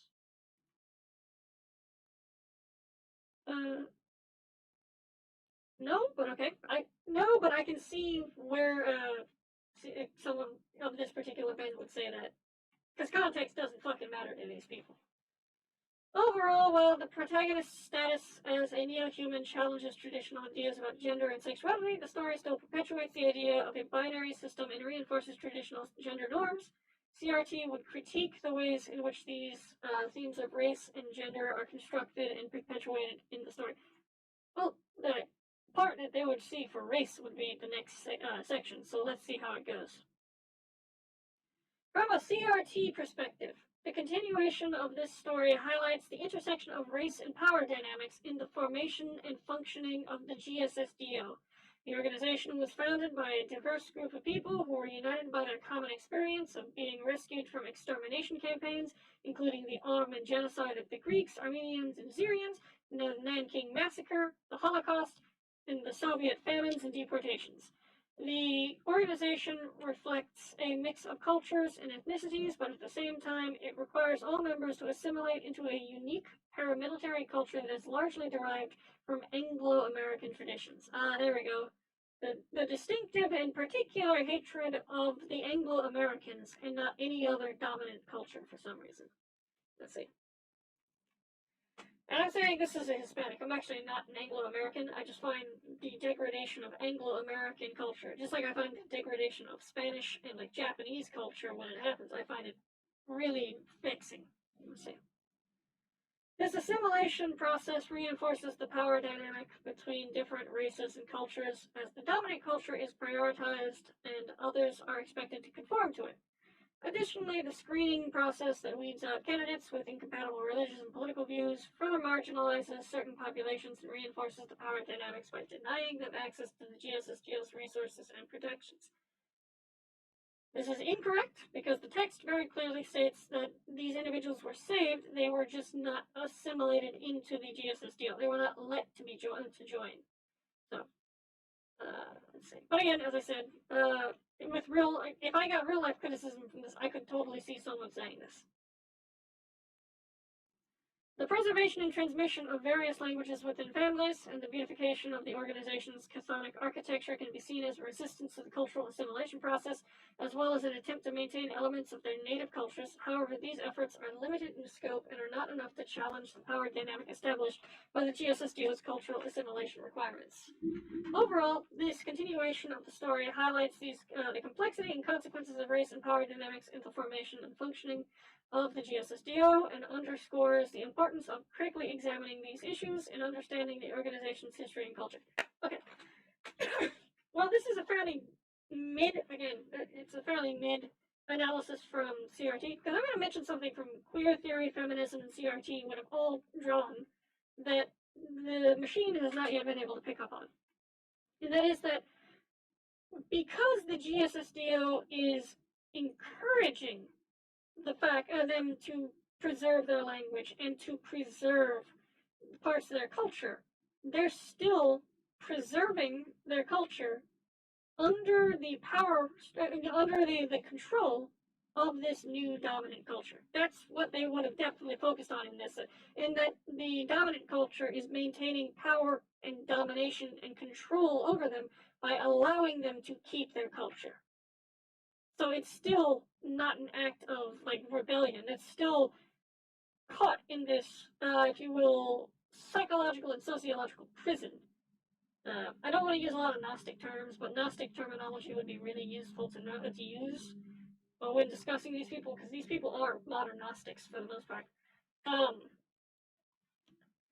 Just like in Gnosticism, you have the world is a prison constructed by a demiurge and his archons. In Marxist and post-Marxian theories, you have man is trapped in a prison which is created by these invisible structures and superstructures that impose themselves onto the world and divide people into separate classes. Now, Marxists view themselves, and all these other theorists view themselves, basically as the pneumatics, the people who have been given the secret knowledge, the gnosis, and consequently, since they have the gnosis, they can see these structures, they can see these invisible power plays and dynamics that no one else is, these invisible powers that no one else can. And as pneumatics, their job is, in their theory, to basically find the Hylics, the people who can be awakened to this reality, and, bring them to this awakening so that they can together tear down this particular substrate. So the fact that the GSSDO in this setting is actually benefiting from them retaining their culture is itself an act of colonial domination from a post-Marxian perspective. So, I'm a bit slow brain right now because of work, but if I can figure that out from basically no brain power left, this is a pretty mid-analysis. But again, it's like these computers, they produce mid-analyses in general. They don't actually understand the topic. They don't have anything really clickety-clacking in terms of consciousness. They're just a series of transistors. So it's like, I'm not afraid of these from an English degree perspective, to be perfectly honest. And I don't think Funny Lobster Man should be either. Okay, so let's go to something with a little bit more reasonable, let's go to something that's a little bit more reasonable than all this fucking post-Marxist, modern, material, Gnostic nonsense. We're gonna try old historicism. So, I put the consideration here, considering it was written by a Texan and was originally published as part of a web novel in May 15, 2022. Now, this is important. The reason this is important is because old historicism does not consider the text alone. It considers the text with relation to history, and that the meaning of the text is found in part in the history and in the time period that it came about. So, let's see how well it does with those parameters. From an old historicist perspective, analyzing this opening of a story that was written by a Texan and published as part of a web novel in May 15, 2022, we can see several historical references, including the author influences in the author's writing. The reference to the binary of male and female, he created them, is a direct reference to the biblical creation story in the book of Genesis. This religious observation is then framed as a secular truth, which is a common way of understanding religious beliefs in modern times. The author also references the idea of telos, or purpose of for humanity, which is a concept borrowed from ancient Greek philosophy. Okay, this is true. The description of the protagonist as a neo-human with powers inherited from their parents is an interesting fusion of science fiction and fantasy. The concept of the character possessing both male and female reproductive systems is a reference to the concept of hermaphroditism, which is a long history in mythology and folklore. The fact that the character's powers were activated in utero, and that that genetic testing shows their gametes have been restructured, suggests the authors have a scientific understanding of genetics and biology. The description of the protagonist's appearance in a form-fitting full-body suit with a pistol and bowie knife is a nod to the science fiction and fantasy genres, with references to cyborgs and armored warriors. The mention of the Lovecraftian behemoth and that the protagonist is assigned pilot is a reference to the work of the horror writer H.P. Lovecraft and his famous monster Cthulhu. In conclusion, the author's writing reflects a blend of biblical, philosophical, scientific, and popular cultural references, reflecting the diverse cultural and historical influences that shape contemporary society. Okay, that's a fair point. That is a fair assessment, given that JSTOR does not have the massive wealth Google has. I'm sure Lambda would have come up with a pretty interesting analysis. But it is a pretty decent evaluation. Again, it's mid for a human review, but from an old historicist perspective, the GSSDO is a product of the historical events and circumstances of the early 20th century. The organization was founded in response to the genocide campaigns against the Greeks, Armenians, and Assyrians by the Ottoman Empire, which resulted in the recruitment from a diverse range of men from these groups into the GSSDO's ranks. The organization's unique cultural identity was largely derived from Anglo-American traditions, but also incorporated elements of the native cultures of its members, reflecting the multicultural makeup of the group. The GSSDO's culture was also shaped by the organization's mission to defend mankind against eldritch powers. This mission required a paramilitary structure with strict guidelines for cultural assimilation, information encryption, and the preservation of language within families. The GSSDO's hierarchy screened potential candidates for compatibility with its values, rejecting those with incompatible political and religious views. I'm surprised it didn't make a connection to the Code Talkers. Interesting. The underground hangar where the protagonist is situated reflects the practical and aesthetic concerns of life in an underground geofront.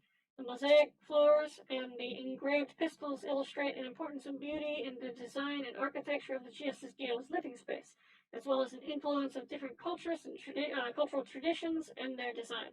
Overall, the GSSDO is a manifestation of the historical events and cultural forces of the early 20th century, and the unique identity reflects the diversity and cultural influences of its members and their descendants. Again, this is a pretty decent analysis. For the first one, a human being would probably have pointed out that Eldon's condition is basically, and I actually do this later in the story too, is basically a Japanese trope. It's influenced primarily from Japanese fiction, and the fact that it's piloting a giant cyborg is, again, evidence of influence from Japanese storytelling. Let's see. Here we go. So now we're going to try from the new historicist perspective. And again, because it's considering a work in context of history, I gave it the same context as before. From a new historicist perspective, the opening of the story can be analyzed in light of its historical context. I mean, that's true of the other one, too. This includes considering the cultural, social, and political influences that would have shaped the author and the context in which the story was written. In this case, the author is a Texan, and the story was published as part of a web novel in May 15th, 2022. This one's getting a little bit more close to what I wanted from the first one. One aspect can be considered is the influence of the author's cultural background of on the narrative. For example, the reference to the people up to the prophets of that God who said, male and female, he created them, suggests religious influence, which could be characteristic of Texas, where Christianity is prevalent. Additionally, the idea of a complementary binary of male and female, and the idea that a small percentage of people deviate from this binary due to hormonal and chromosomal disorders, could reflect cultural attitudes towards gender and sexuality in the time and place where the author is writing. The character being described as a neo-human with the ability to unite male and female hypostases into one person is representative as a representation of the subversion of traditional gender roles and the idea of fluid or non-binary gender identity. This can reflect changing attitudes towards gender and sexuality in contemporary society. Okay, that's an interesting analysis. I can see where they're going with it. But point of fact, it's actually not. A lot of this stuff you would. I'm gonna be perfectly honest. I'm not a big fan of a lot of these non-essentialist ideas. The various gender-bending characters in the story are not actually meant to challenge the bio-essentialist view in the story. I'm actually going to use them to reinforce the bio-essentialist view. But we'll get to that. We'll get to how that works in a later time, in a later video. Let's see. The description of the character's physical appearance and clothing also reveals aspects of the historical context in which the story was written. The use of advanced technologies such as the form-fitting uniform and the digital visor could reflect the influence of technological advancements in clothing, design, and military equipment. That's correct.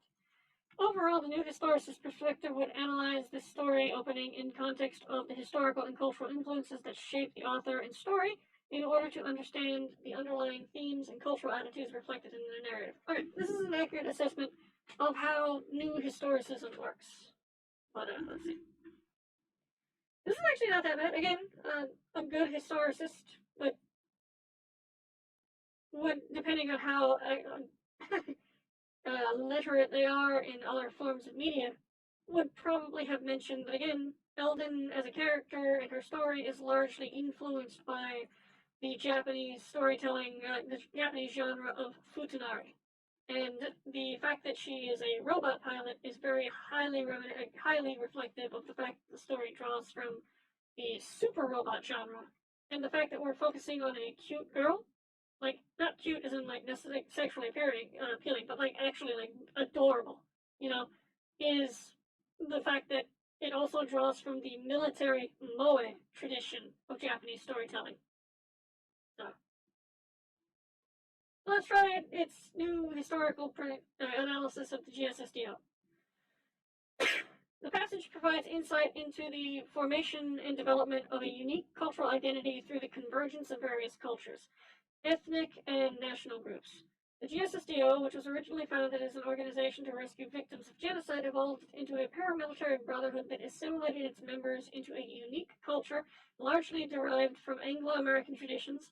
However, the hierarchy of the organization encouraged the preservation and transmission of different languages within families, and members were allowed to incorporate elements into their native culture, of their native culture into the new cultural substrate.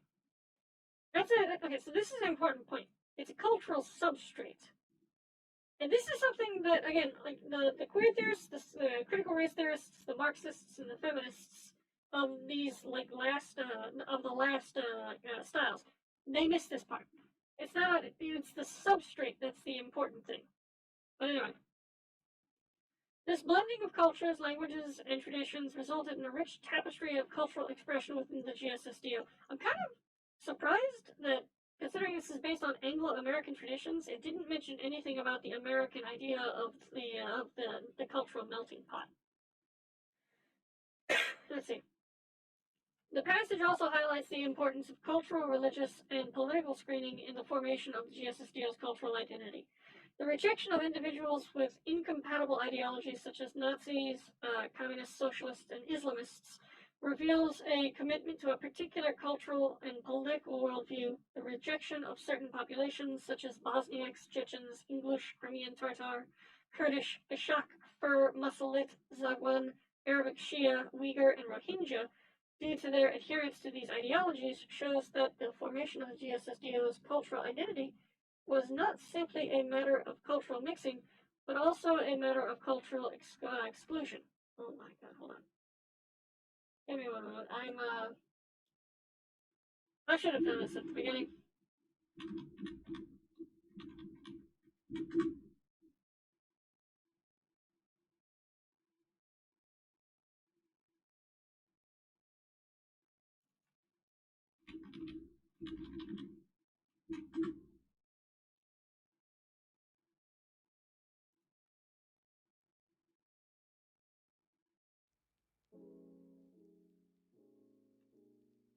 Oh my god. I should have done this at the beginning. Yeah, fuck it. I will put this in post. And I will put this in post. I'll put fucking music in post.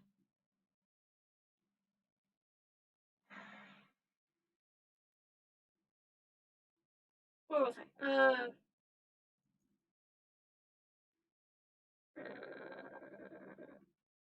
Okay, yeah.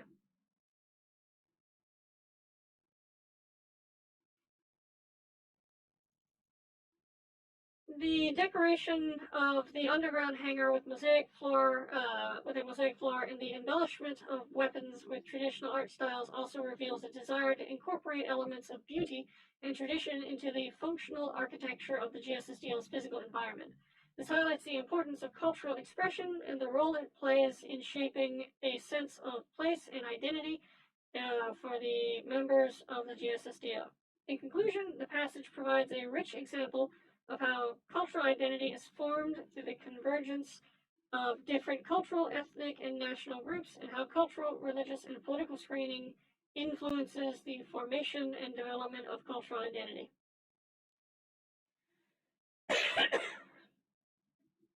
Oh my god, okay. Yeah, again, there's things it should have mentioned, but it might just not have access to the appropriate material to make some of these connections. Okay, now we're going on the deconstructive perspective. Now, deconstruction is not really one school, it's a series of strategies of variable usage, to be perfectly honest. Let's see. From a deconstruction perspective, the story opening could be analyzed as a critique of traditional binary definitions of gender and sexuality. The narrator is a new human, a being who possesses both male and female reproductive systems and can choose whether to become a father or mother through their union with a spouse. This challenges the traditional binary gender definition of gender, which is based on biological differences between males and females. It suggests that there is a much greater spectrum of gender and sexual identity. Now, this is what a deconstructionist would say, but I would deconstruct this itself by saying this is actually not necessarily true. This nature is fundamentally different than anything else that has ever come before it, and you could just as easily state that this individual is neither male nor female, but a novel essence with the powers of both. So this actual statement can be deconstructed in itself. And this is actually the main problem with making a philosophy about deconstruction, is even deconstruction itself can be deconstructed. So, the narrator's status as a neo-human is described as a mutation, highlighting the idea that gender and sexual identity can be seen as a matter of biology and chance, rather than being solely determined by societal and cultural norms. The mention of an SRY gene, which is responsible for encoding the male essence, further underscores the idea that the traditional gender definitions are based on arbitrary biological differences. The narrator's appearance in the form-fitting bodysuit can be seen as a representation of the ways in which gender is often performed through clothing and appearance. The suit's features, such as the brassiere and pelvic protection, serve to emphasize the narrator's gender ambiguity and challenge the notion that gender is solely determined by biology. I don't really see how that's the case, but I could see that someone would say this. The fact that the narrator is piloting a giant humanoid monster also serves to reinforce the idea that traditional definitions of gender and sexuality are limiting and arbitrary. The monster's appearance with its flat face, full lips, large cat-like eyes challenges conventional notions of beauty, and like the narrator's gender ambiguity, highlights the idea that there is a greater spectrum of what is considered than what is considered normal. Let's see. Ah, yeah, I don't really see what the idea of beauty has to do with this, but okay. Overall, the story opening can be seen as a deconstruction of traditional binary definitions of gender and sexuality, highlighting the idea that there is a greater spectrum of gender and sexuality and challenging the notion that gender is solely determined by biology and societal. Okay, so yes, this is a deconstruction of the gender binary. And it's a reconstruction that is coming about because I'm not intending to take something apart. I intend to put it back together. And that's the big difference between me and deconstructionists, is I'm starting at the deconstructed area, the part where people have already taken it apart, and the purpose is to build it back up to something that was not there, something that, like a defense of what came before, basically. That's the purpose of the story for this particular story. Defending the traditional. Let's see. Continuing the analysis from a deconstructive perspective, this passage further emphasizes the cultural and ethnic makeup of the GSSDO as a result of its HSOs.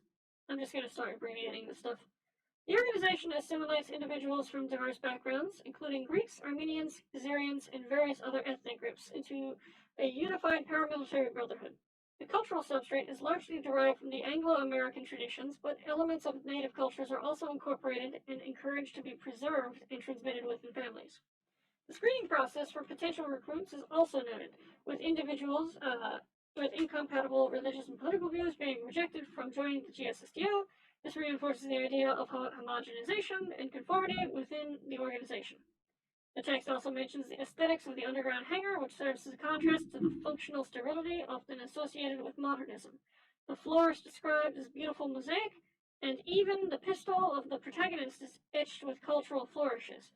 This highlights the importance of beauty and tradition within the GSSDS culture, despite its paramilitary nature. Overall, the passage deconstructs the idea of a homogeneous military culture, showing the GSSDO's cultural and ethnic makeup is diverse and dynamic, influenced by a range of cultural and historical influences. Yeah, this is more or less what I would expect from a deconstructionist.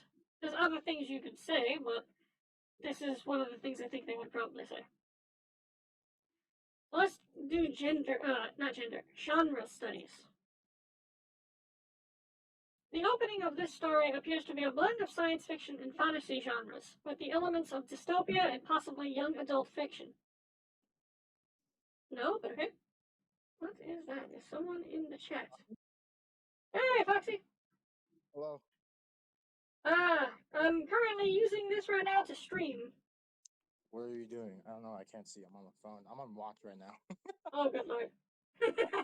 So basically, what I'm doing is I put a story, not a whole story, but I put part of a story into ChatGPT, and because Funny Lobster Man, because Funny Lobster Man was like freaking out about it. I'm like, I'm gonna test, because I'm an English major. I might as well fucking test this, and I'm gonna be perfectly honest. I gave it like a prompt for 28 times.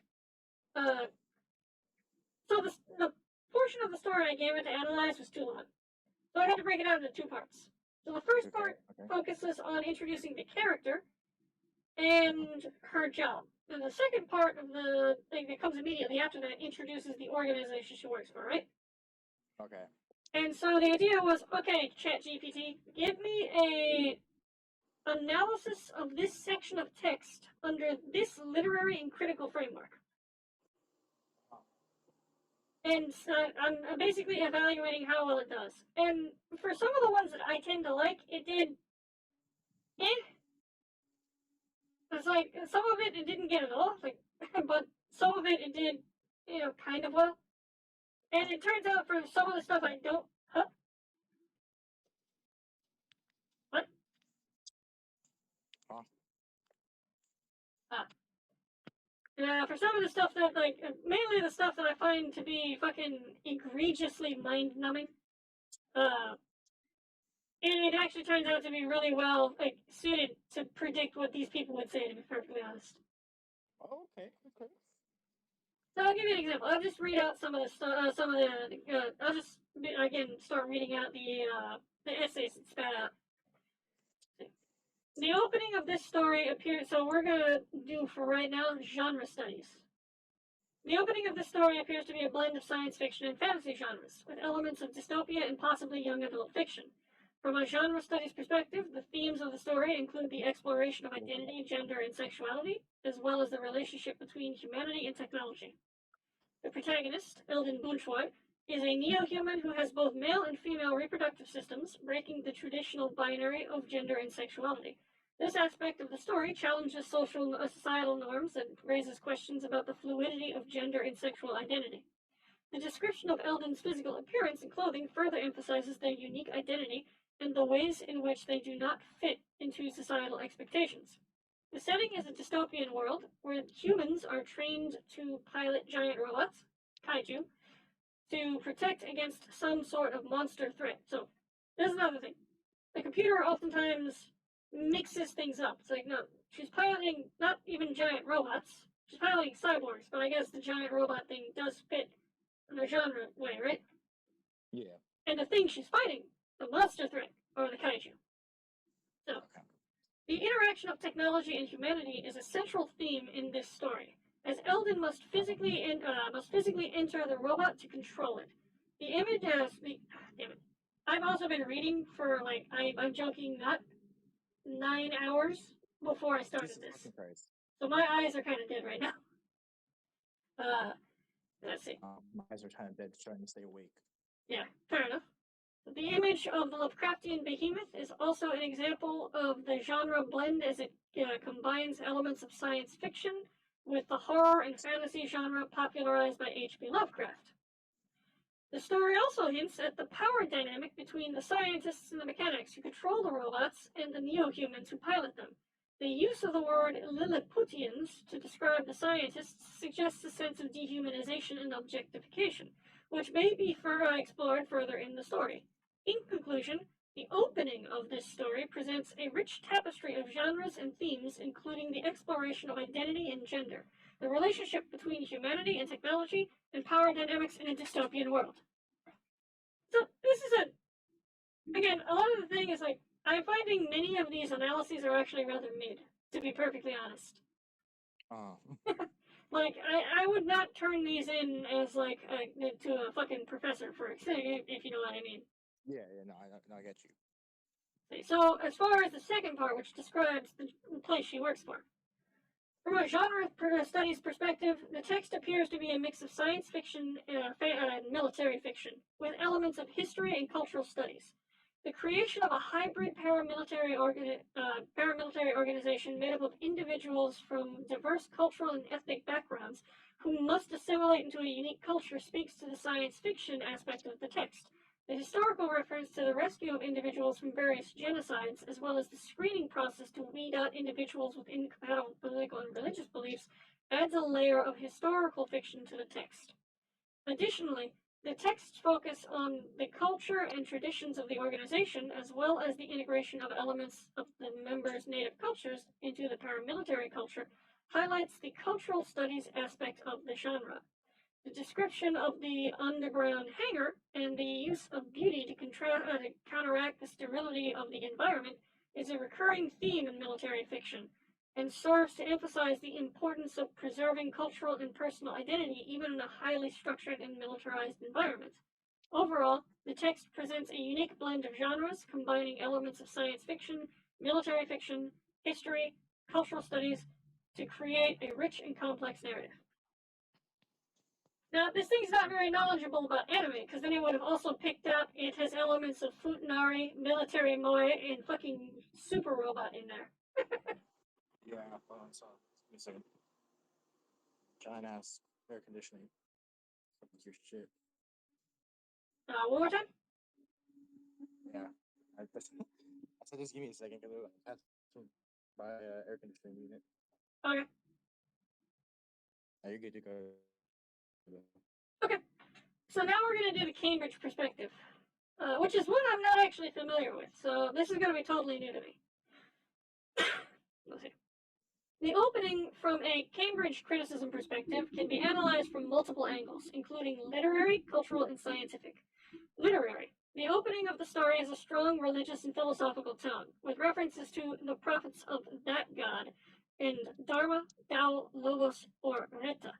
The language used is elevated and cerebral, and the narrative voice appears to be reflecting on the nature of humanity from a detached philosophical viewpoint. Cultural.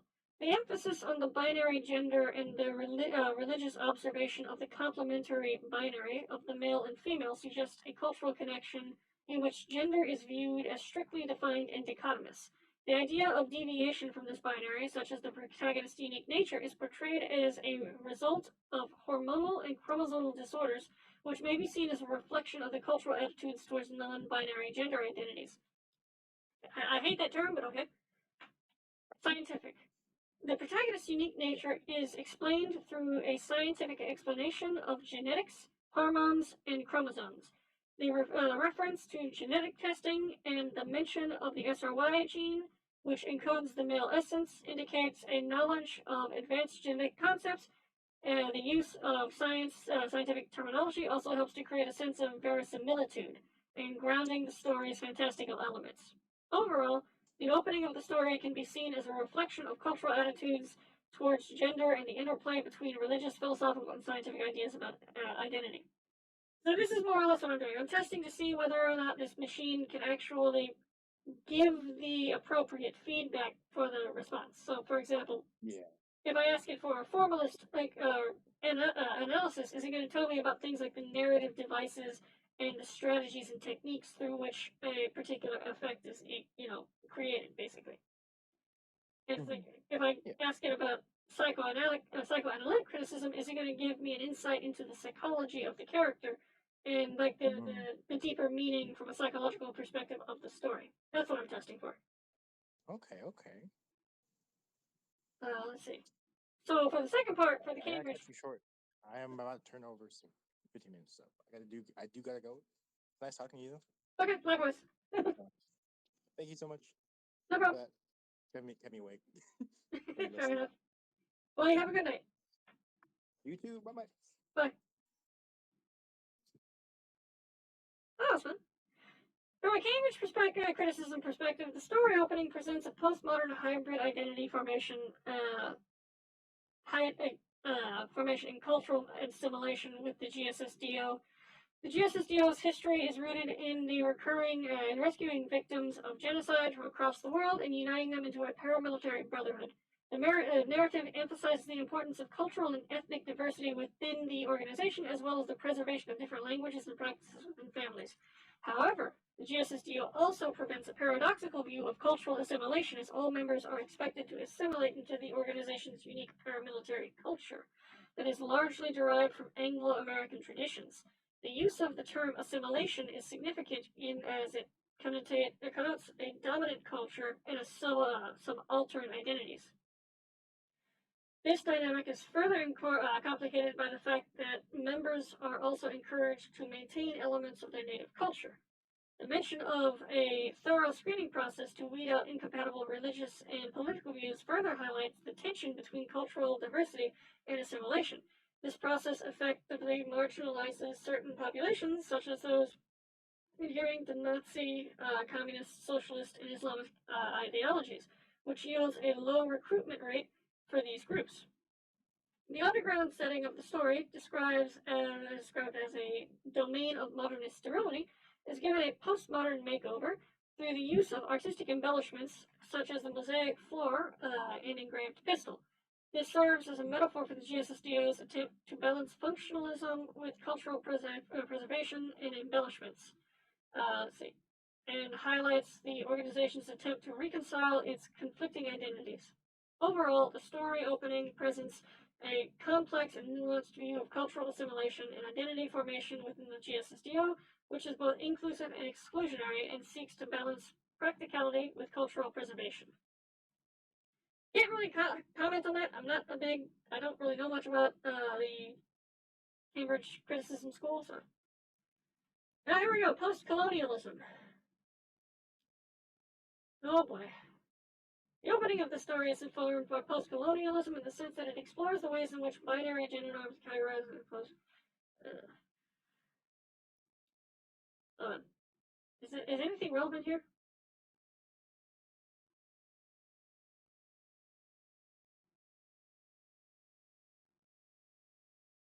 Okay, so basically there's nothing new here. So let's try. So the post-colonial thing, I really only think will have anything interesting to say at the part where it's talking about the GSSDO. So let's try this. From a post-colonial perspective, the story highlights the cultural assimilation and hybridization that occurs within the GSSDO.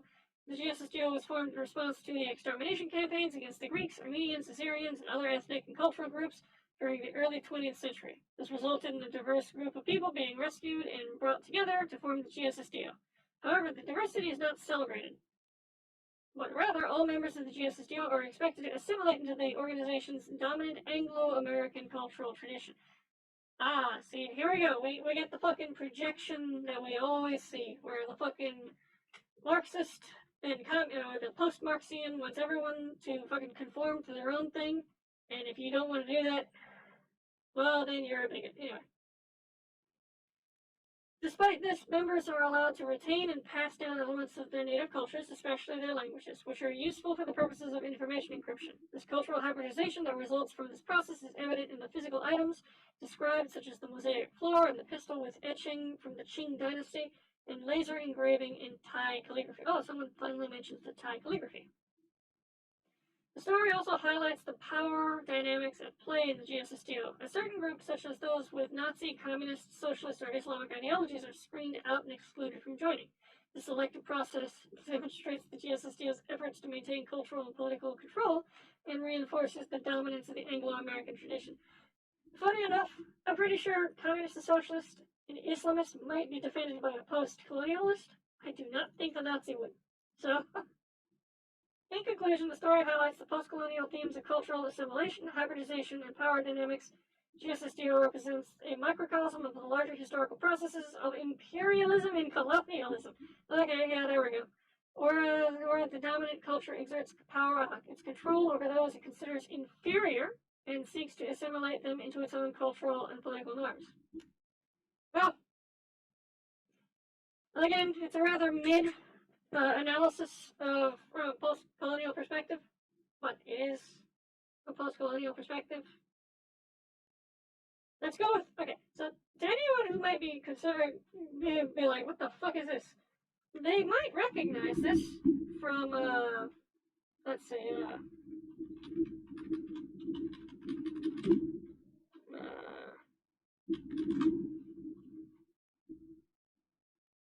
they might recognize this if, okay, man, I'm forgetting my stuff now.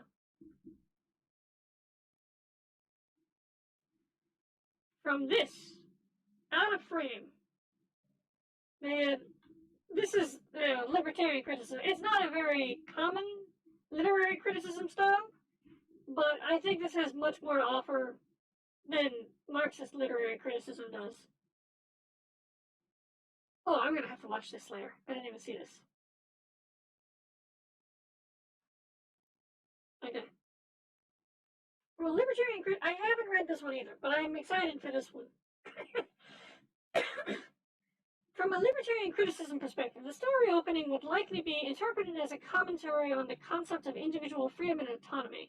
The protagonist, Eldon Bunchoi, is unique in that they possess both male and female reproductive systems and the ability to choose whether to become a father or a mother. This represents a rejection of the binary definition of gender that is often imposed on individuals by societal norms and religious beliefs. If you're a left libertarian, which is barely a libertarian, then yeah, maybe. Additionally, Eldon's status as a neo-human and their ability to possess heteromorphic powers could be seen as a rejection of the biological determinism, this is because their powers are not determined by genetics, but rather by their abilities and choices. which further supports the idea of individual autonomy. And okay, yeah, no, this completely misread the story for this one, because this isn't a choice for them.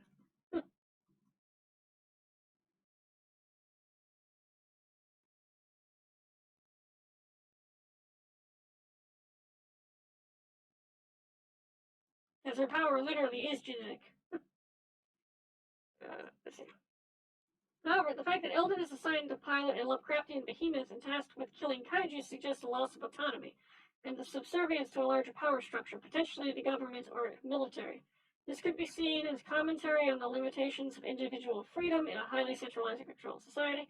Overall, the story opening presents complex themes related to individual freedom and autonomy. Okay, this is not even mid. This is just a bad analysis. But then again, there's really not much to analyze in this portion from a libertarian perspective. So we'll go to this one. Let's see how it sees the GSSDO. From a libertarian perspective, the organization described in this continuation of the story can be seen as a representation of the dangers of collectivism and the importance of individual autonomy. The notion that all members of the GSSDO must assimilate into a specific culture regardless of their heritage and background can be seen as an infringement on personal freedoms, cultural expression. The screening process to weed out individuals based on religious and political views further highlights the potential for totalitarianism, the loss of freedom of thought, belief in a collective society. This is a bad example because this is a voluntary organization based on this description, so this does not apply. Additionally, the emphasis on preserving and transmitting different languages within families can be seen as a nod to the importance of linguistic diversity and the preservation of cultural heritage.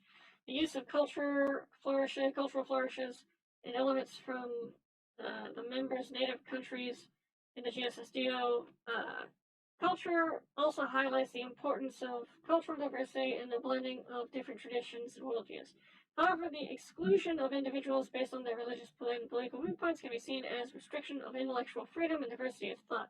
This is especially concerning given the GSDO meant to protect humanity, and it is unclear how excluding individuals based on their beliefs, because you do not want people who want murder to be legal to be in the organization. Overall, the organization described in this continuation of the story can be seen as a cautionary tale about the dangers of collectivism.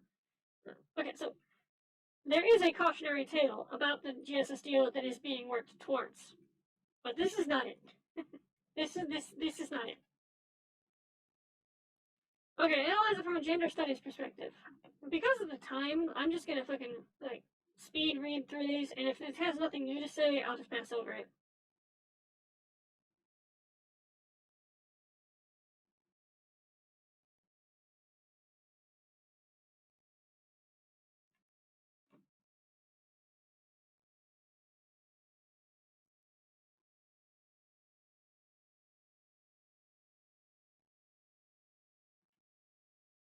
Yeah, so there's nothing in that part, so let's try the second part of the analysis.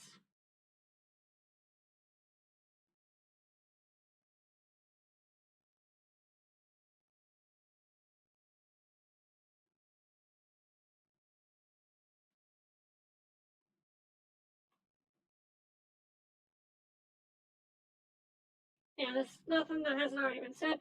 So eco-criticism is another one that I've never seen before, and I want to see what this says, because I never really heard of eco-criticism until like 2 days ago.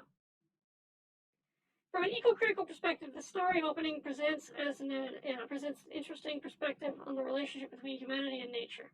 The concept of a binary between male and female and the idea of a telos, the propagation of the species, highlights the way that humanity has traditionally understood itself in relationship to the natural world. Okay, so that's what I read what it was about. It was about the relationship between man and the natural world. However, the introduction of the character Eldon Boonchoi as a neo-human with both male and female reproductive systems complicates this binary, suggesting that humanity's relationship with nature is not so straightforward. The description of Eldon's powers as heteromorphic and supernatural further underscores the idea that humanity is becoming divorced from the natural world, as does the fact that Eldon is a cyborg piloting a... That's not correct at all. She is not a cyborg. But, let's see. I can get what it is, though, that she has to integrate herself with a cyborg that she has to pilot It is a Lovecraftian behemoth. Okay. That's a more reasonable way to think about that. The use of the term Lovecraftian specifically invokes the idea of a monstrous, inhuman force, reinforcing the idea that humanity is becoming something beyond the bounds of what is traditionally considered natural. Finally, the description of Eldon's appearance and attire emphasizes the way that this new technology advanced from humanity is constructed and controlled by humans. The form-fitting suit and various pieces of equipment, as well as the holstered weapons, suggests a highly regulated and monitored relationship between the individual and the technology.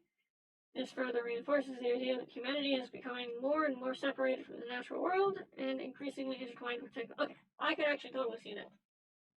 Let's try the second part. From an eco-critical perspective, the story highlights the impact of war and political ideologies on various cultures and the environment. The GSSDO was founded to rescue victims of genocide from across the world, bringing together diverse cultures and ethnicities into a paramilitary brotherhood. The organization assimilated members into a unique paramilitary culture while encouraging the preservation of native cultures and languages, reflecting the complex cultural hybridity that grows from the rescue operations. The story also touches on the idea of the stereofunctionalism being unlivable and the need to beautify the underground living quarters, suggesting that people need to connect with nature and their cultural roots to sustain themselves in adverse environments. The theme of environmental impact is also present in the description of the mosaic floor, which depicts serpents interlacing in an evocative manner, symbolizing the interconnectedness of all living things and the balance between different elements in the environment. Okay? Additionally, the laser engraving on the pistol symbolizes the fusion of different cultural traditions and the beauty that can arise from such intercultural exchange. Based and fucking, like, tradition pilled. In conclusion, the story highlights the impact of war and political ideologies on cultures, environment, and the importance of preserving cultural diversity and connecting with nature in adverse environments. Okay, yeah, fair enough. Ethnic studies. Okay, I don't think there will be anything new from this for Eldon's part.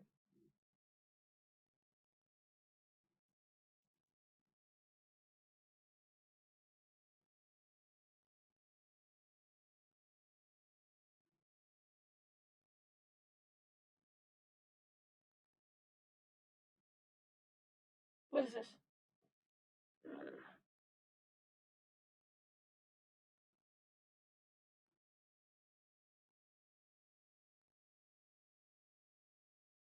Apparently, the appearance, the Lovecraftian behemoth in its description in terms of physical features and hair color also complicates traditional understandings of race and identity. The mention of the behemoth's occipital bun and its red hair, which is described as unnerving, can be interpreted as a critique of the way in which Western societies have historically used physical features to categorize and stereotype people based on race. I mean, I can see that, but I don't agree. Let's get to the part where ethnic studies actually might have something to say. From an ethnic studies perspective, this story highlights the complicated and the complex intermingling of cultures, language, and identities that have arisen from the GSSDO. The organization was initially founded to rescue people from the Ottoman campaigns of genocide, and as a result, the early GSSDO was composed of a diverse group of individuals from different ethnic and cultural backgrounds, including Greeks, Armenians, and Assyrians, and others. Over time, the GSSDO expanded its mission to include defense against eldritch powers. The organization absorbed members from even more cultural groups, including Chinese, Bengali, Hindu, Ukrainian, Serbian, Bosnian, Croat, Khmer, and others. Let's see. Despite this diversity, the GSSDO had a process of assimilation that required all its members to adopt a paramilitary culture, largely derived from Anglo-American traditions. However, the organization also encouraged the preservation of different languages within families, recognizing the importance of preserving cultural heritage. At the same time, the GSSDO also screened the potential recruits to weed out those incompatible with religious and political views, which led to lower recruitment rate for some populations and a higher rate for others. The story highlights the tension between assimilation and cultural preservation and shows how these tensions have played out within the context of a paramilitary. Okay, I can actually see this in some respect. Let's see. The inclusion of details in such as the mosaic floor and the etched pistils show how members of the GSSDO have sought to incorporate elements of their own cultural heritage into their new environment while still maintaining a sense of unity and common purpose within the organization. Okay, so this part I can actually see. Transnational studies, which is another thing I'm not particularly familiar with. I don't think it's going to have anything really to say in Eldon's portion. Let's check.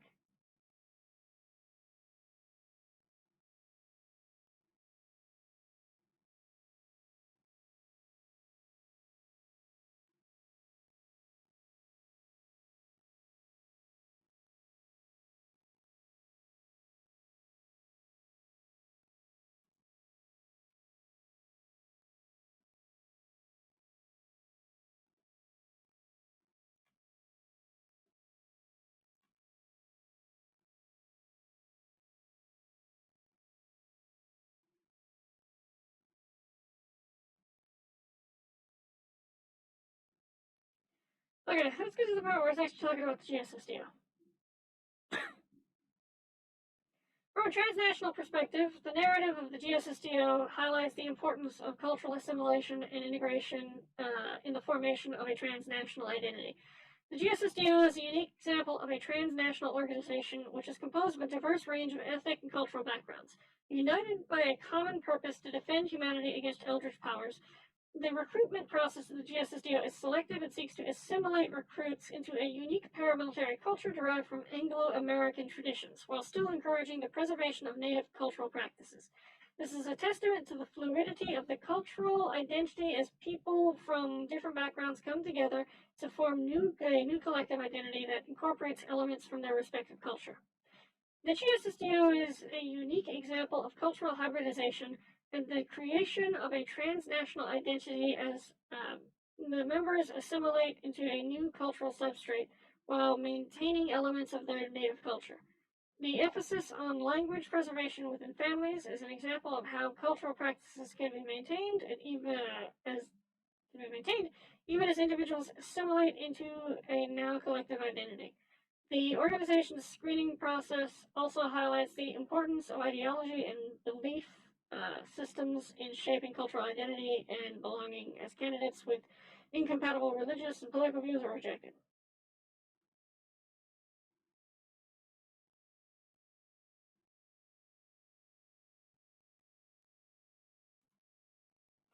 In conclusion, the narrative of the GSSDO is a testament to the dynamic and complex nature of transnational identity formation, as individuals from different cultural backgrounds come together to form a new collective identity that incorporates elements from their respective cultures. It highlights the importance of cultural assimilation and integration in the creation of transnational identities, as well as the role of ideology and belief system in shaping a cultural identity and belonging. Okay, fair. Alright, here's one I'm not too familiar with either, but it's an old one, so it might actually be good. From a phenomenological perspective.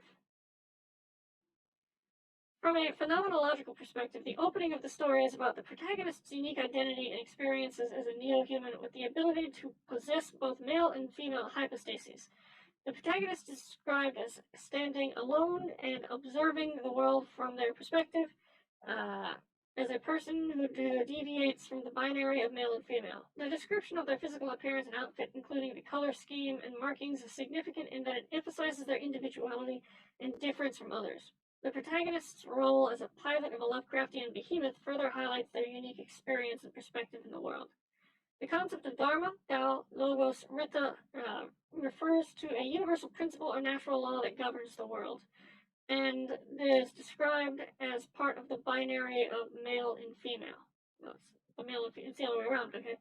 The idea that the protagonist's nature is unique and deviates from this binary is central to the phenomenological experience of the story, as it explores the subjective experience of an individual who exists outside of the norms and expectations of society.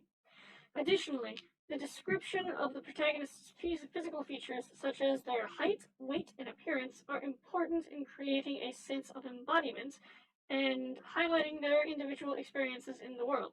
The use of sensory language, such as the description of the behemoth's appearance and protagonist's outfit, adds to the overall sense of embodiment and highlights the sensory experiences that are part of the protagonist's life as a neo-human. Overall, the opening of the story from a phenomenological perspective is about exploring the subjective experience of a unique identity of an individual who deviates from the societal norms and expectations. It's not just societal, it's biological, but okay, yeah, fair. Let's try this. The GSSDO. From a phenomenological perspective, the story highlights the importance of cultural and personal identity within the GSSDO. The narrative emphasizes the assimilation of various cultural backgrounds into a unique paramilitary culture, which is largely derived from Anglo-American traditions. However, members are also encouraged to preserve elements of their native cultures, such as language and traditions, which help in maintaining a sense of individual identity and cultural diversity within the organization. The mosaic in the underground hangar is an example of how the functionalist modern design has been replaced with one that is aesthetically pleasing, incorporating various cultural elements.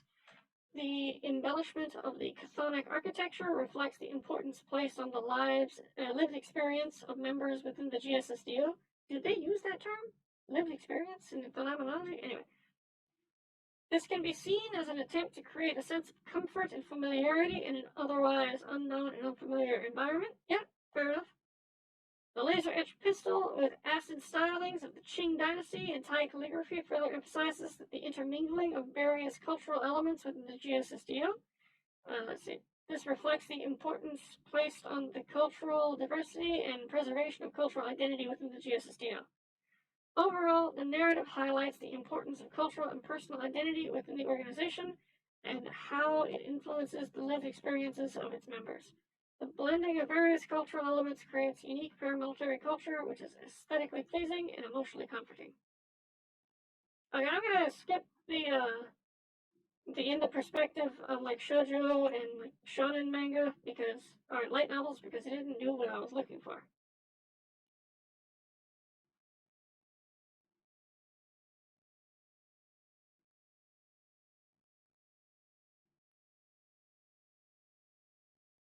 Here we go. Japanese literary study, because a large part of this is derived from Japanese storytelling.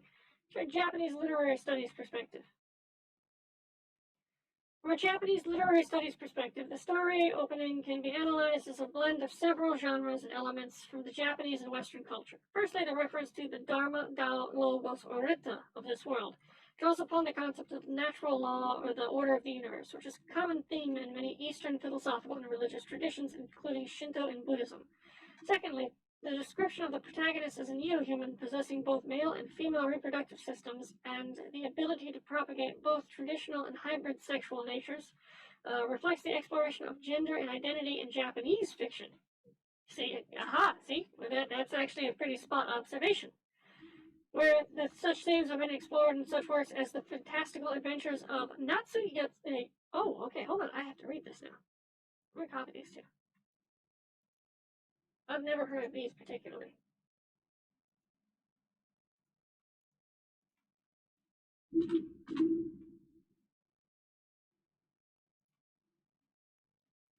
Let's see. Such works as The Fantastic Adventures of Natsu Yasumi by Tatsuhiko Takimoto and Gokuraku Soap by Higashino Keigo. The narrative also incorporates elements of science fiction and fantasy with the depiction of supernatural powers and the description of the protagonist as a cyborg who, okay, there's that mistake again, who pilots a Lovecraftian behemoth to kill kaiju. The protagonist is a human being who pilots a Lovecraftian cyborg. This mix of elements reflects the eclectic nature of Japanese pop culture, where different genres and styles have often blended together to create unique and compelling narratives.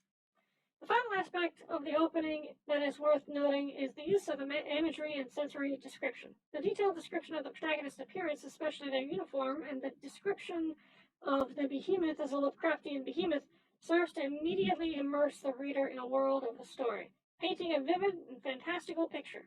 This use of sensory detail is a common feature in Japanese literature, where the focus is often on the atmosphere and mood of a story rather than just the narrative itself.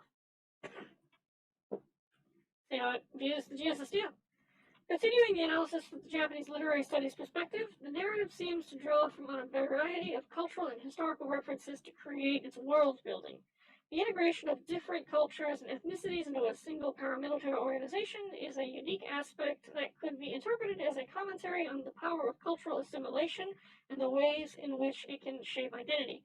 The mention of the mosaic floor and the embellished pistol are also noteworthy, as they highlight the importance of beauty and aesthetic expression even in functional spaces, which can be seen as a nod to the aesthetic values of traditional Japanese culture. The mention of a screening process for religious and political views including disqualifying candidates based on Nazi, communist, socialist, and Islamic ideologies is also noteworthy. It suggests a particular political or ideological stance on part of the organization and raises questions about the role of ideology in shaping individual identity and community dynamics. The lower recruitment rate for certain populations based on religious and political views may also be interpreted as a commentary on the ways in which ideology can be a divisive factor in society. Yeah, okay, fair enough. Actually, that's actually a decent point. Overall, the text continues to build upon the unique cultural and historical references established in the opening, creating a rich and intricate world that invites further exploration and analysis. Fair?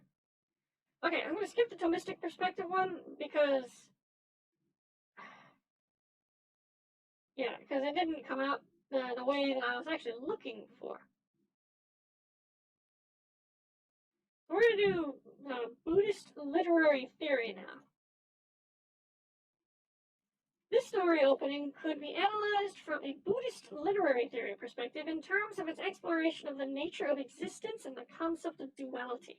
The idea that humanity is defined by a complementary binary of male and female. Okay, thank God. For a moment, I forgot I was actually recording.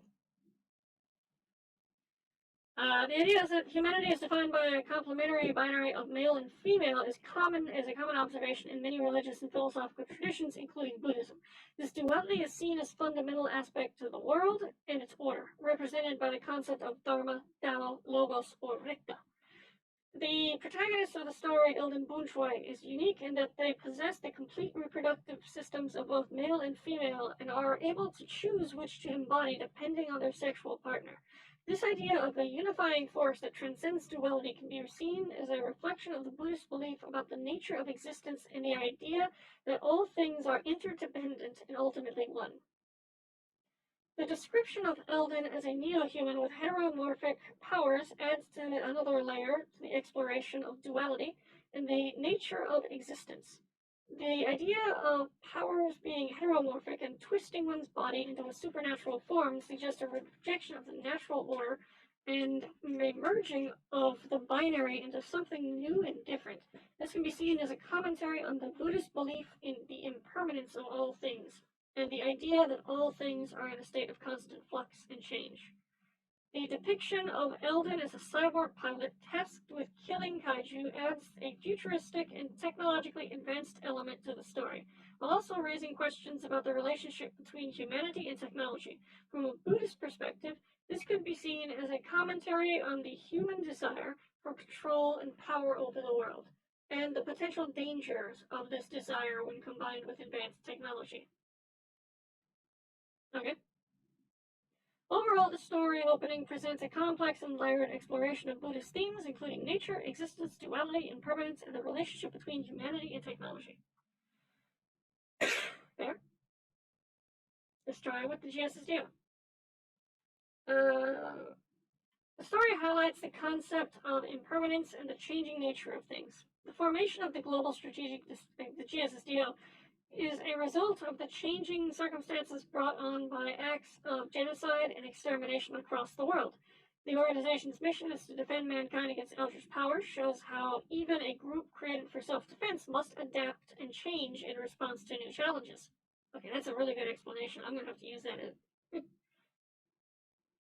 The cultural and ethnic makeup of the organization is a result of the rescue of operations that brought together individuals from diverse backgrounds. This is an example of the idea that all things are impermanent and constantly changing, as the recruitment process and the cultural assimilation of the rescued individuals led to the creation of a new, unique culture within the organization.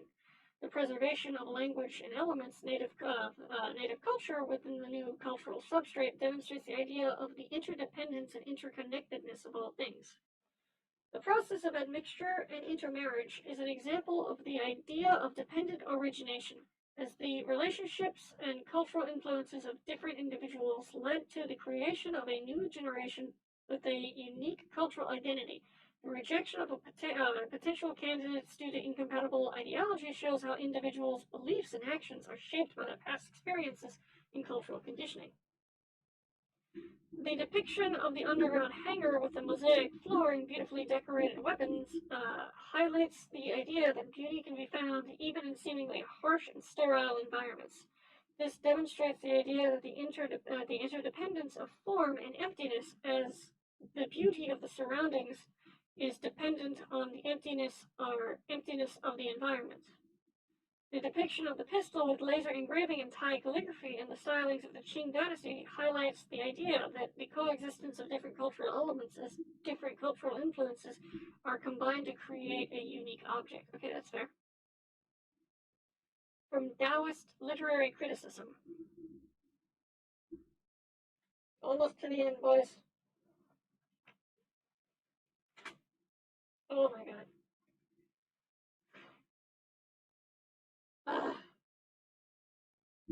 An analysis of this theory, of this story opening from a Taoist perspective, will focus on the concept of balance and harmony in nature and the universe, as well as the idea of individuality within the larger context of the natural world. The idea of a complementary binary in humanity, defined by the existence of male and female, is seen as a secular observation of a religious truth as part of the Dharma, Tao, Logos, or Rita of the world. This binary is seen as having symbiotic telos that, when united, helps to propagate the species.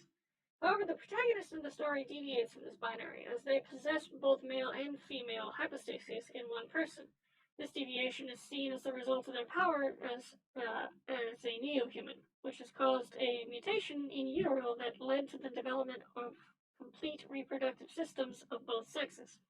The protagonist is depicted as a hermaphrodite capable of either fatherhood or motherhood depending on the choice of a sexual partner.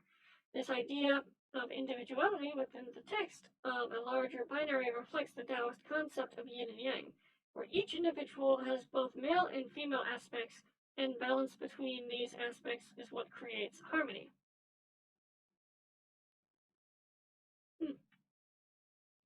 The description of the protagonist's attire and assigned rank further highlights the idea of balance and harmony, as they wear a form-fitting suit that balances protection, comfort, and functionality. The protagonist's task of piloting a Lovecraftian behemoth and killing kaiju requires a harmonious relationship between the protagonist and the behemoth, as they must enter its body and make telepathic contact in order to control it. Overall, the story opening showcases the idea of balance and harmony in nature and the universe, as well as the idea of individuality within a larger context of the natural world, which are central themes in Taoist literary criticism.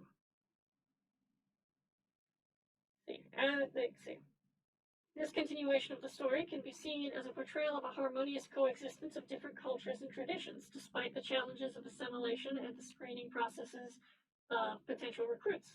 The GSSDO, founded as an organization to defend mankind against eldritch powers, is comprised of individuals from a diverse range of ethnic and cultural backgrounds who have come together to form a unique military culture. The preservation and transmission of different languages within families is encouraged, highlighting the importance of cultural diversity. At the same time, the GSSDO's hierarchy is also depicted as having strict criteria for admission, rejecting individuals with incompatible religious and political views, which can be seen as a reflection of the Taoist idea of balancing yin and yang, or finding a harmonious balance between opposing forces. Okay? The description of the underground hangar, decorated with beautiful mosaics and laser engraving, can be seen as a representation of the GSSDO's integration of various cultural influences into their functional architecture. The etching of the pistol in the stylings of the Qing dynasty in Thai calligraphy is a symbol of the fusion of different cultural traditions, further emphasizing the theme of cultural integration and harmonious coexistence. In summary, from a Taoist literary criticism perspective, this continuation of the story portrays the GSSDO as an organization that brings together individuals from diverse cultural backgrounds and celebrates the integration of different cultural traditions in a harmonious manner, reflecting the Taoist idea of balance and harmony. From a Confucian literary perspective. From a Confucian literary perspective, the story opening presents a narrative of an individual who is a neo-human, a being that combines both the male and female hypostases. This represents a deviation from the traditional complementary binary of male and female, as defined by religious scriptures and secular observations, and also challenges the idea of individual identity as defined by one's reproductive nature. Confucianism values tradition, order, and the maintenance of social rules and relationships, and thus a deviation from the norm may be seen as a disruption of the natural order. Additionally, the use of religious language to describe the complementary binary and the unique nature of the protagonist can be seen as an attempt to imbue the narrative with a sense of the sacred, further emphasizing the deviation from traditional norms. The description of a protagonist as a 14-year-old who is 153.6 centimeters tall, 46.7 kilograms, and appearing feminine further complicates the individual's identity and challenges traditional gender roles and expectations. Ugh.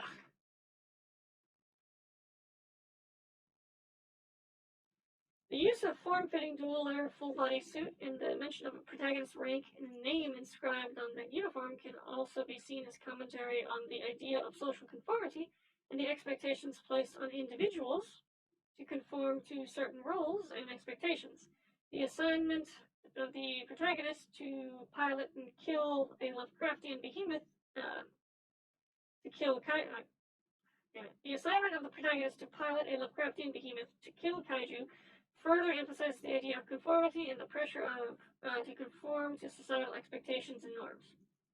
Overall, the opening presents a narrative that challenges traditional norms and expectations, particularly in regard to individual identity and gender roles, and can be seen as an exploration of the tensions between traditional and innovation, conformity and individual.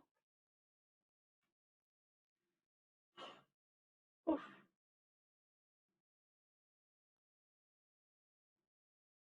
Oh no. Oh no, that was just the fucking first one. I forgot. The continuation of the story highlights the concept of cultural assimilation and the importance of cultural transmission.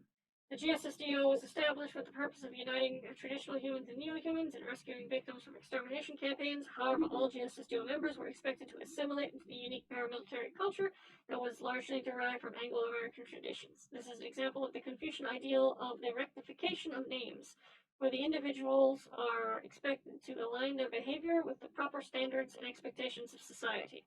At the same time, the GSSDO's hierarchy encouraged the preservation and transmission of different languages within families, which showed respect for cultural diversity.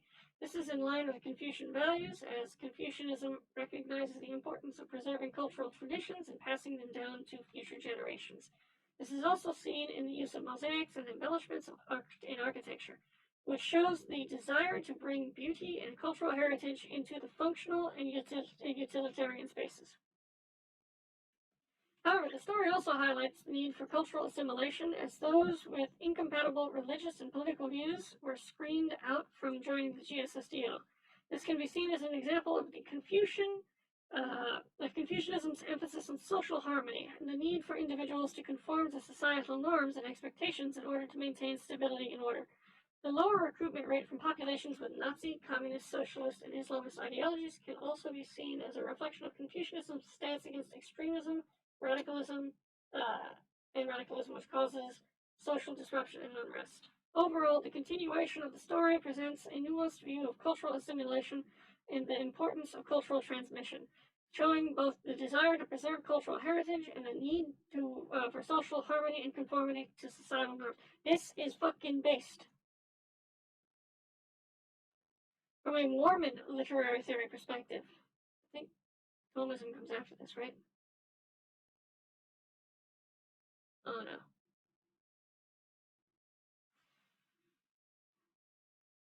Oh, I'm gonna be hurting so much. Tomorrow is gonna, actually later today, it's gonna be a fucking pain in the ass.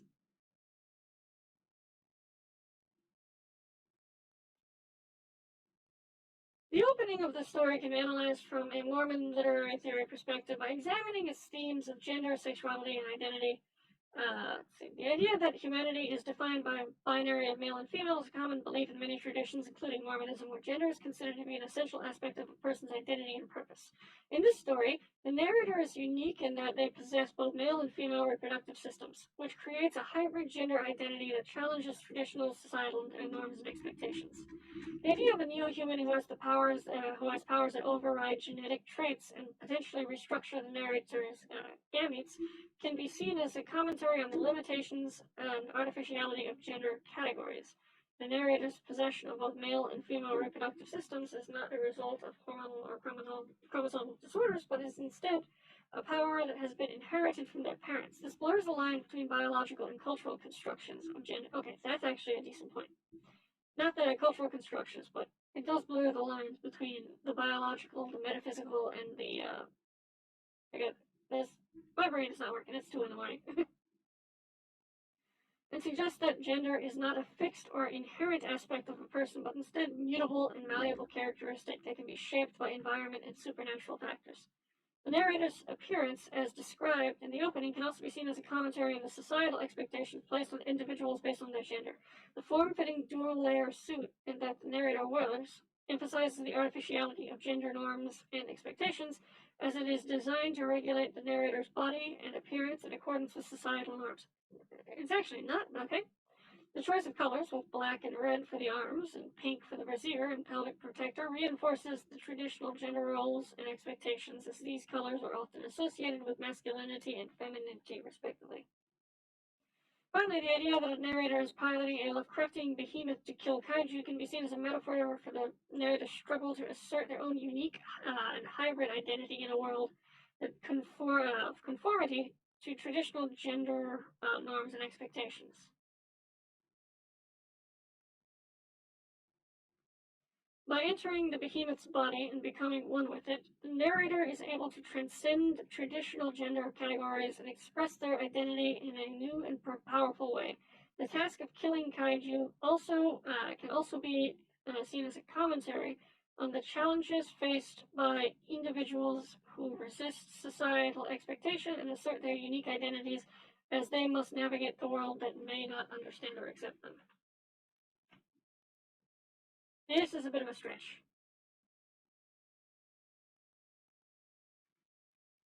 From a Mormon literary theory perspective, this passage is intriguing in its exploration of identity and culture and assimilation. The concept of assimilating into a unique paramilitary culture highlights the importance placed on the cultural unity and cohesiveness within the GSSDO. This idea is similar to the concept of Zion in Mormon theology, where the members of the Church of Jesus Christ of Latter-day Saints strive to create a community that is united both culturally and spiritually. Additionally, the focus on language preservation and transmission within families is reminiscent of the values placed on family, history, and genealogy within the Mormon faith. This emphasis on preserving one's cultural heritage and language highlights the importance placed on maintaining one's identity, even when within a larger unified community. The screening process described in the passage also reflects a similar value placed on religious and ideological compatibility within the Mormon community. While the rejection of certain groups due to incompatible religious and political views may seem exclusionary, it highlights the importance placed.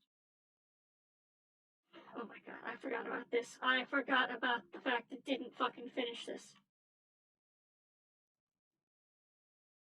Okay, I guess I'm gonna start this again. Fuck it. I'm already here, right? Let's see. This excerpt highlights the idea of cultural assimilation and integration. The GSSDO, also known as, that's actually wrong, the paramilitary organization made up of people from a diverse range of ethnic backgrounds. Despite this diversity, the GSSDO requires its members to assimilate into a unique paramilitary culture that is largely derived from Anglo-American traditions. The idea of cultural assimilation is a common theme in Mormon literature and is often portrayed as a positive aspect to the religion. Mormons believe that assimilation into their culture and beliefs can lead to personal growth and increased unity within their community. The GSSDO's approach to cultural assimilation is similar, as the organization encourages its members to adopt the dominant Anglo-American cultural norms, while still allowing for the preservation and transmission of their native languages and cultural practices. The concept of a cultural integration is also highlighted in the excerpts, as the GSSDO encourages its members to adopt elements of their native culture into the new cultural substrate. This is seen in the description of beautiful mosaic floor, which is comprised of serpents interlacing with each other in a manner evocative of Irish illumination. This integration of diverse cultural practices into the GSSDO's architecture is, in a way, making the organization's living spaces more livable and aesthetically pleasing. The screening process mentioned in the excerpt also touches on the idea of cultural compatibility and the importance of shared beliefs and values within a community. The GSSDO screens potential candidates for incompatible religious and political views, as those who held Nazi, communist, socialist, Islamist ideologies, etc., are rejected from joining the organization. This idea of cultural compatibility is also a common theme in Mormon literature, where the importance of shared values and beliefs is emphasized in a way promoting unity within a community. Overall, the excerpt highlights the themes of cultural assimilation, integration, and compatibility, which are common in Mormon literary theory. These themes reflect the belief in the importance of shared beliefs, values within a community, and the positive effects of cultural assimilation can have on personal growth and unity. Okay. So a men's studies perspective. I use this as like the exact antonym for feminism, but this isn't actually it. It'd be more like men's rights. Actually, maybe not. It's kind of hard to figure out what like the opposite of feminism would be, to be perfectly honest. From men's studies perspective, the opening of the story explores the traditional gender roles of the binary definition of gender and challenges these norms by presenting a character who embodies both male and female traits. The idea that the binary nature of men and women is a religious truth is presented as a common belief, but also acknowledged as a secular truth. The character Eldon Boonchuy represents a deviation from this binary, as they possess both male and female reproductive systems and the ability to switch between male and female roles in reproduction. Okay, yeah, that's actually an accurate assessment of that. Additionally, the focus on Eldon's physical appearance and clothing emphasizes the cultural emphasis on gender presentation. The form-fitting uniform, with its distinction between male and female body parts, emphasizes the cultural norms surrounding gender presentation. The uniform, with its dual-layer moisture-wicking odor, reducing and compressible features, suggests the level of comfort and functionality in the character's gender presentation, but also an awareness of cultural norms around gender expression. The description of the Lovecraftian behemoth further challenges traditional gender norms, as it possesses both traditionally male bone-crushing teeth, occipital bun, and female full lips, physical traits. And its red hair is described as supernaturally vibrant, suggesting the departure from the traditional expectations of gender and physical appearance. Overall, the opening of this story presents a unique character who challenges traditional norms and expectations, and the emphasis on Eldon's physical appearance and the description of the Lovecraftian behemoth further emphasizes the cultural significance placed on gender and gender presentation. Oh. From a men's studies perspective, this passage describes unique cultural and ethnic hybridity within a paramilitary organization. The GSSDO was originally founded in 1910 to rescue victims from extermination campaigns that later evolved to defend mankind against eldritch powers. The organization is comprised of a diverse group of men from across the globe. These men and their descendants were rescued from death and assimilated into the GSSDO's unique paramilitary culture, which was largely derived from Anglo-American traditions. However, the elements of their native cultures were also integrated into the new cultural substrate, and the GSSDO encourages the preservation and transmission of the myriad of languages within families. The passage also highlights the screening process used to weed out incompatible religious and political views. The members of the organization must assimilate into a paramilitary culture. Some populations, such as Bosniaks, Chechens, Ingush, Crimean Tatars, Kurdish Ishak, Fur, Masalit, Zagwa, Arabic, Shia, Uyghur, and Rohingya were deemed incompatible due to their adherence to Nazi, communist, socialist, and Islamic ideologies. The presence of Nazis within the Ukrainian population during the counter-Holodomor operations also resulted in a lower recruitment rate. First one to fucking mention this.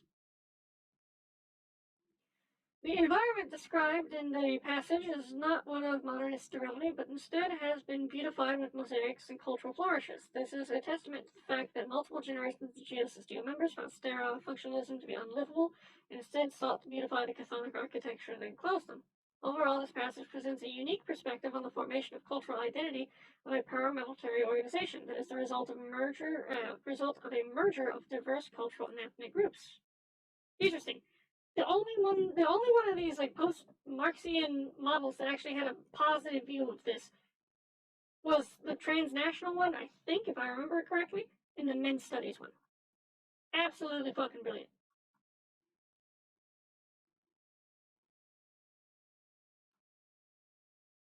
Oh my god, thank you. Now we're at the end of our journey, the Thomistic literary criticism, the kind of shit Bishop Robert Barron does. Oh my god. This story opening could be analyzed from a Thomistic literary criticism perspective by focusing on the themes of nature and human identity. The idea that a binary between male and female is presented as a religious observation of a secular truth, which is seen as part of the Dharma, Tao, Logos, or Rita of the world. However, the protagonist Ellen Boonchoi is unique in that they have united the male and female hypostases into one person as a result of a mutation that gave them both male and female reproductive systems. From a Thomistic perspective, the nature of the human person and what it means to be human would be a central theme. Thomas Aquinas believed that the human person has a unique nature, with both a material aspect, the body, and an immaterial aspect, the soul. In this story, Eldon's unique nature as a neo-human raises questions about what it means to be human and what defines a person's identity. The fact that Eldon has the potential to be both mother and father and has reproductive systems of both sexes challenges traditional ideas of gender identity. Another thing that could be analyzed from a Thomistic perspective is the relationship between the material and the immaterial aspects of a person. Thomas Aquinas believed that the soul gives life to the body and that the body is animated by the soul. In this story, Eldon's mutation causes their body to be altered in a way that challenges traditional ideas of gender and identity, but also allows them to have abilities that are not found in typical human beings. This raises questions about the relationship between the material and the immaterial aspects of a person, and how the body can be shaped and transformed by the soul or by external forces. Overall, the story opening raises many philosophical questions that can be explained from a Thomistic literary criticism perspective, including questions about human nature, identity, and the relationship between the material and the immaterial aspects of person. This is actually a series of interesting questions that I had already been thinking about that I will answer over time. From a Thomistic literary criticism perspective, the text portrays the GSSDO as a unique cultural melting pot. The organization was founded, someone finally said it. The organization was founded with the purpose of rescuing victims from genocide and extermination campaigns, which resulted in a diverse group of people from various ethnic and cultural backgrounds coming together. The text highlights the assimilative nature of the organization, where all members are expected to adopt a unique paramilitary culture derived from Anglo-American traditions, but at the same time encourages the preservation of the native cultures within families. The text also mentions the exclusion of people with incompatible religious and political views from joining the organization, which reflects the organization's commitment to moral and ethical values. The text further highlights the importance of aesthetics in the organization's culture, as evidenced by the beautiful mosaic floor and the aesthetic decoration of weapons, which serves to make the underground hangar a livable space. The intricate design of the mosaic and the artistic decoration of the pistol convey the organization's appreciation of beauty in the arts, which, in line with St. Aquinas, understanding of beauty as key aspect of human life and reflection of the goodness and order of the universe. Overall, the text presents the GSSDO as a unique blend of distinct cultural influences where the assimilation of different cultures and preservation of native traditions coexist with a commitment to the moral and ethical values and an appreciation of beauty and art. Oh my god, okay, fair enough. I just want to see if I can get this shit out of the way.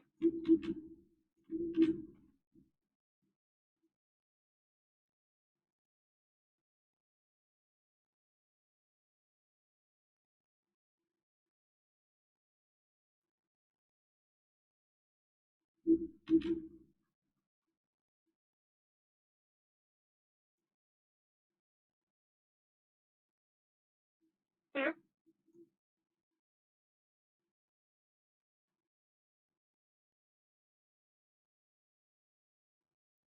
I don't think it'll do anything. I'm wondering if it'll actually be able to come up with something for this.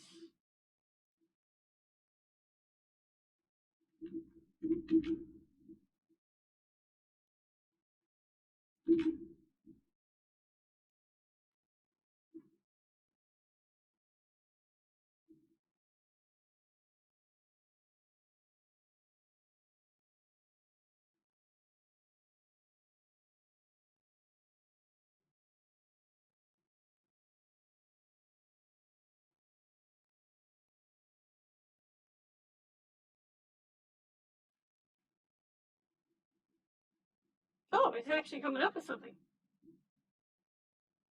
Interesting.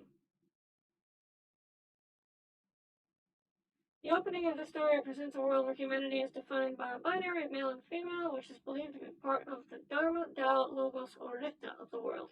However, the protagonist, Elton Boonshoy, is unique in that they possess the reproductive systems of both males and females, a result of a mutation caused by their powers, and as a neo-human. This makes Eldon able to take on either. Okay.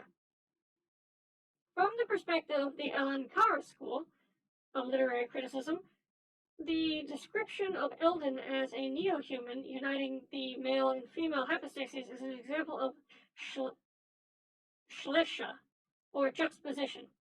This literary device is used to present two contrasting ideas or concepts together, in this case, the male and female hypostases.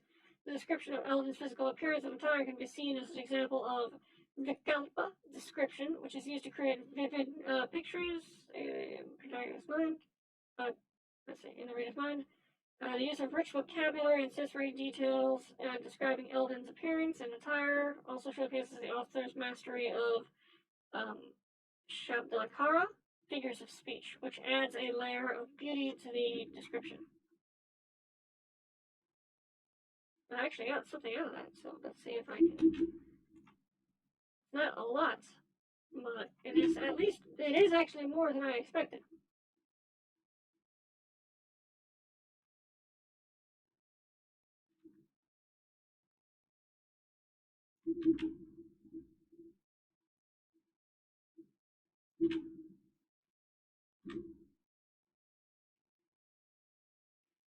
From the Alan Carr School perspective, this passage highlights the importance of cultural and linguistic diversity within the GSSTO.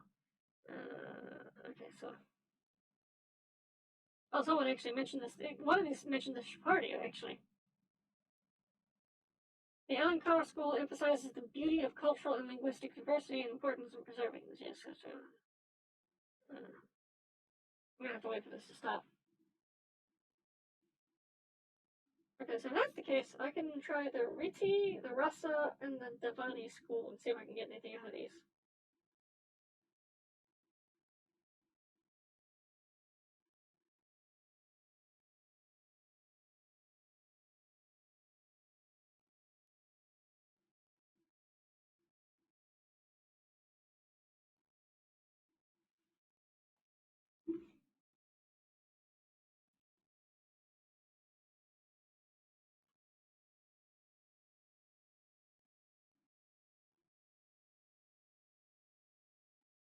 Okay, so there's nothing new in this particular portion of the text.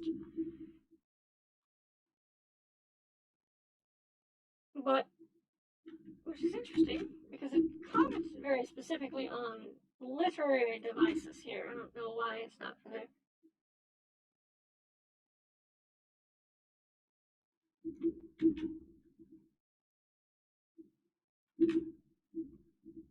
The Riti school. So I was always going to start with this particular thing.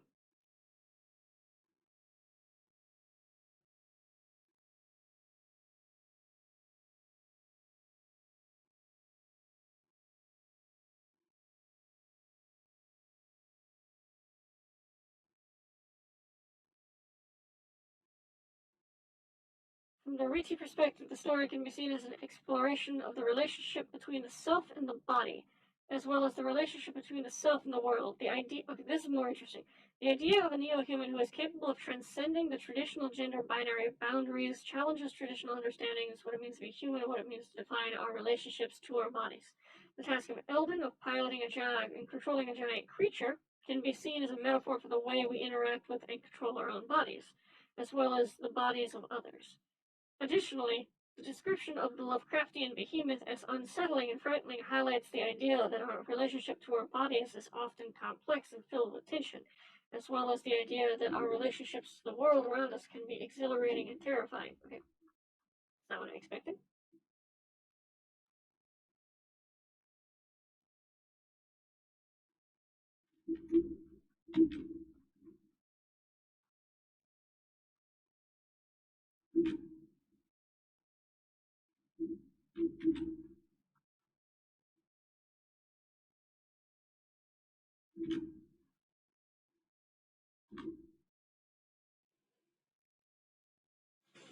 Okay, let's try the second portion.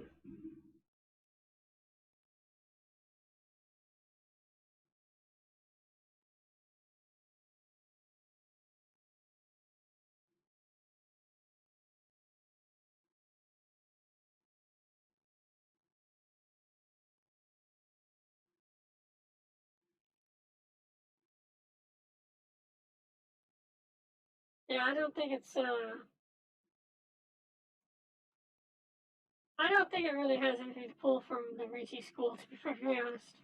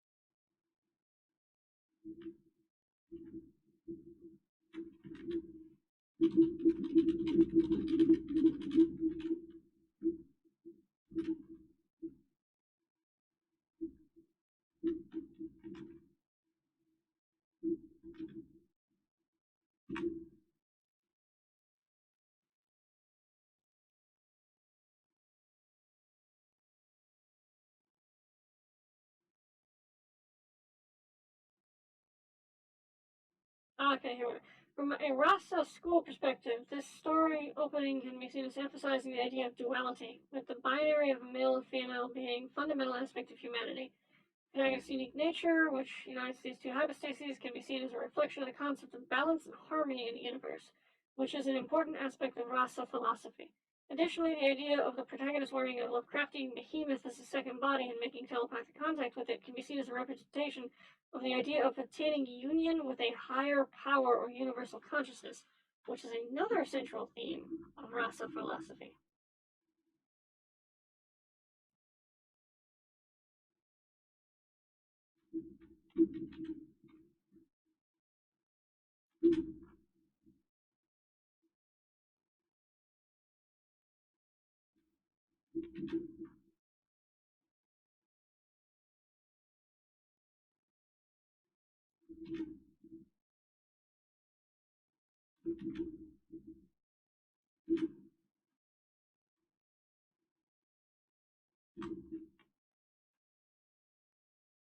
Let's see if we can get anything interesting out of this one.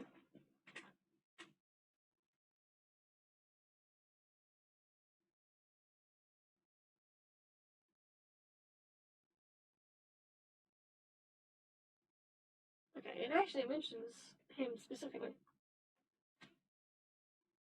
Let's see. From a Russian perspective, GSS Studio highlights the importance of cultural assimilation and integration according to Batanyaka, Rasana is a type of taste or aesthetic emotion that arises from experiencing the art of storytelling. Okay, so.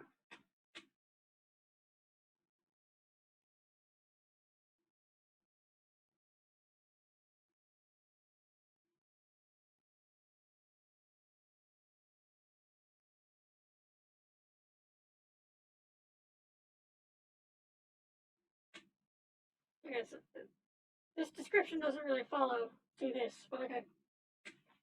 Yeah, I did kind of figure I was pushing it with that one. Alright, last fucking one.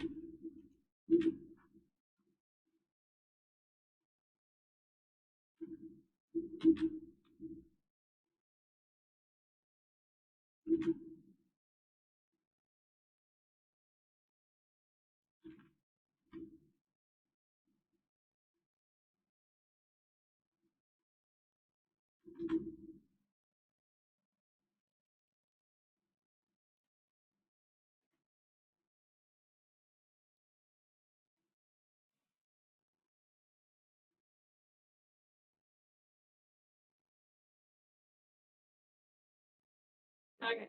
From a Devani school perspective, the concept of complementary binary may align with the idea of duality, as Devani philosophy holds the universe is composed of complementary pairs of opposites. However, the notion of a broken or ambiguous sexual nature may be viewed as a limited and reductionist understanding of human nature, as Devani philosophy emphasizes the unity and interconnectedness of all things. It views all beings as inherently sacred and worthy of respect. Additionally, the focus on genes and physical characteristics as determinant of gender identity may not align with Devani philosophy perspective. That individuals are more than just their physical bodies, and that true identity is determined by consciousness rather than biology.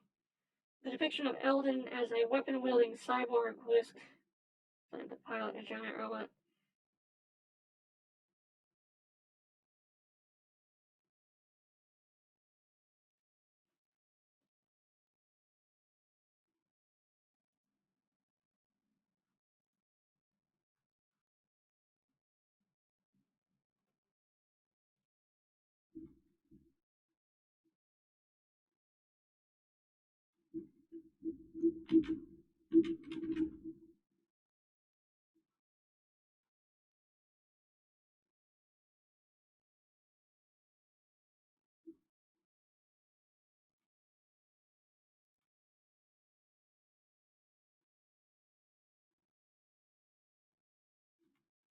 Oh shit, it worked. Uh, let's try this one more time. Let's see if we get an actual coherent description of her job.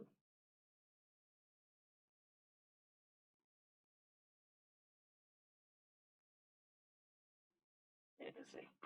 From the Devani school perspective, the opening highlights the idea that the duality of male and female is not absolute. Let's say that there are individuals who exist beyond this binary. The concept of a neo-human who has powers that transcend the traditional boundaries of gender is also in line with Devani school's belief that the fluidity of reality and the potential for how new experiences, for new experiences and ways of being. A reference to the Dharma, Tao, Logos, or Rita of this world, regardless of the existence of a creator, highlights the idea that the binary is not just a religious observation, but a secular truth. The idea that the narrator being able to either be a mother or father also aligns with the Devani school's belief in multiple ways in which reality can be experienced and perceived. Let's see.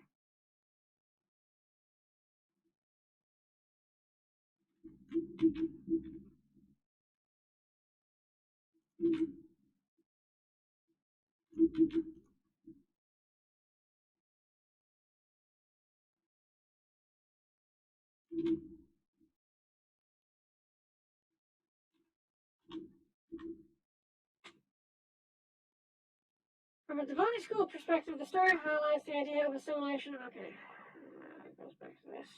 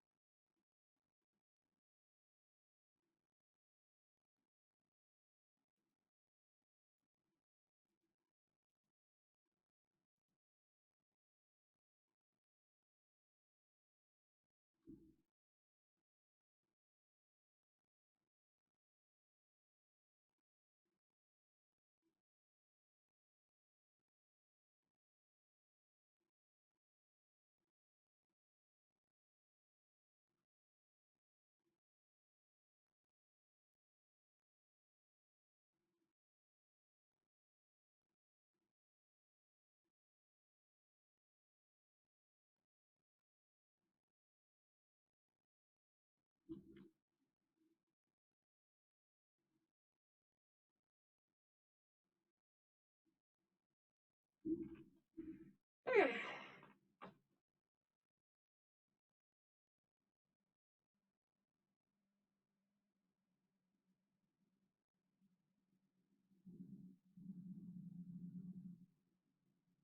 This is important aspect of the body philosophy because which stresses the idea of unity and the importance of preserving cultural diversity while still fostering a sense of belonging and togetherness. Okay.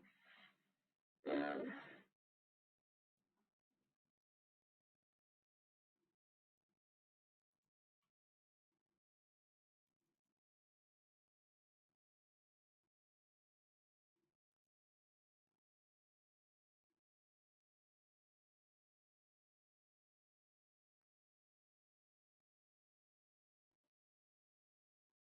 Alright, well, I guess that's it for today.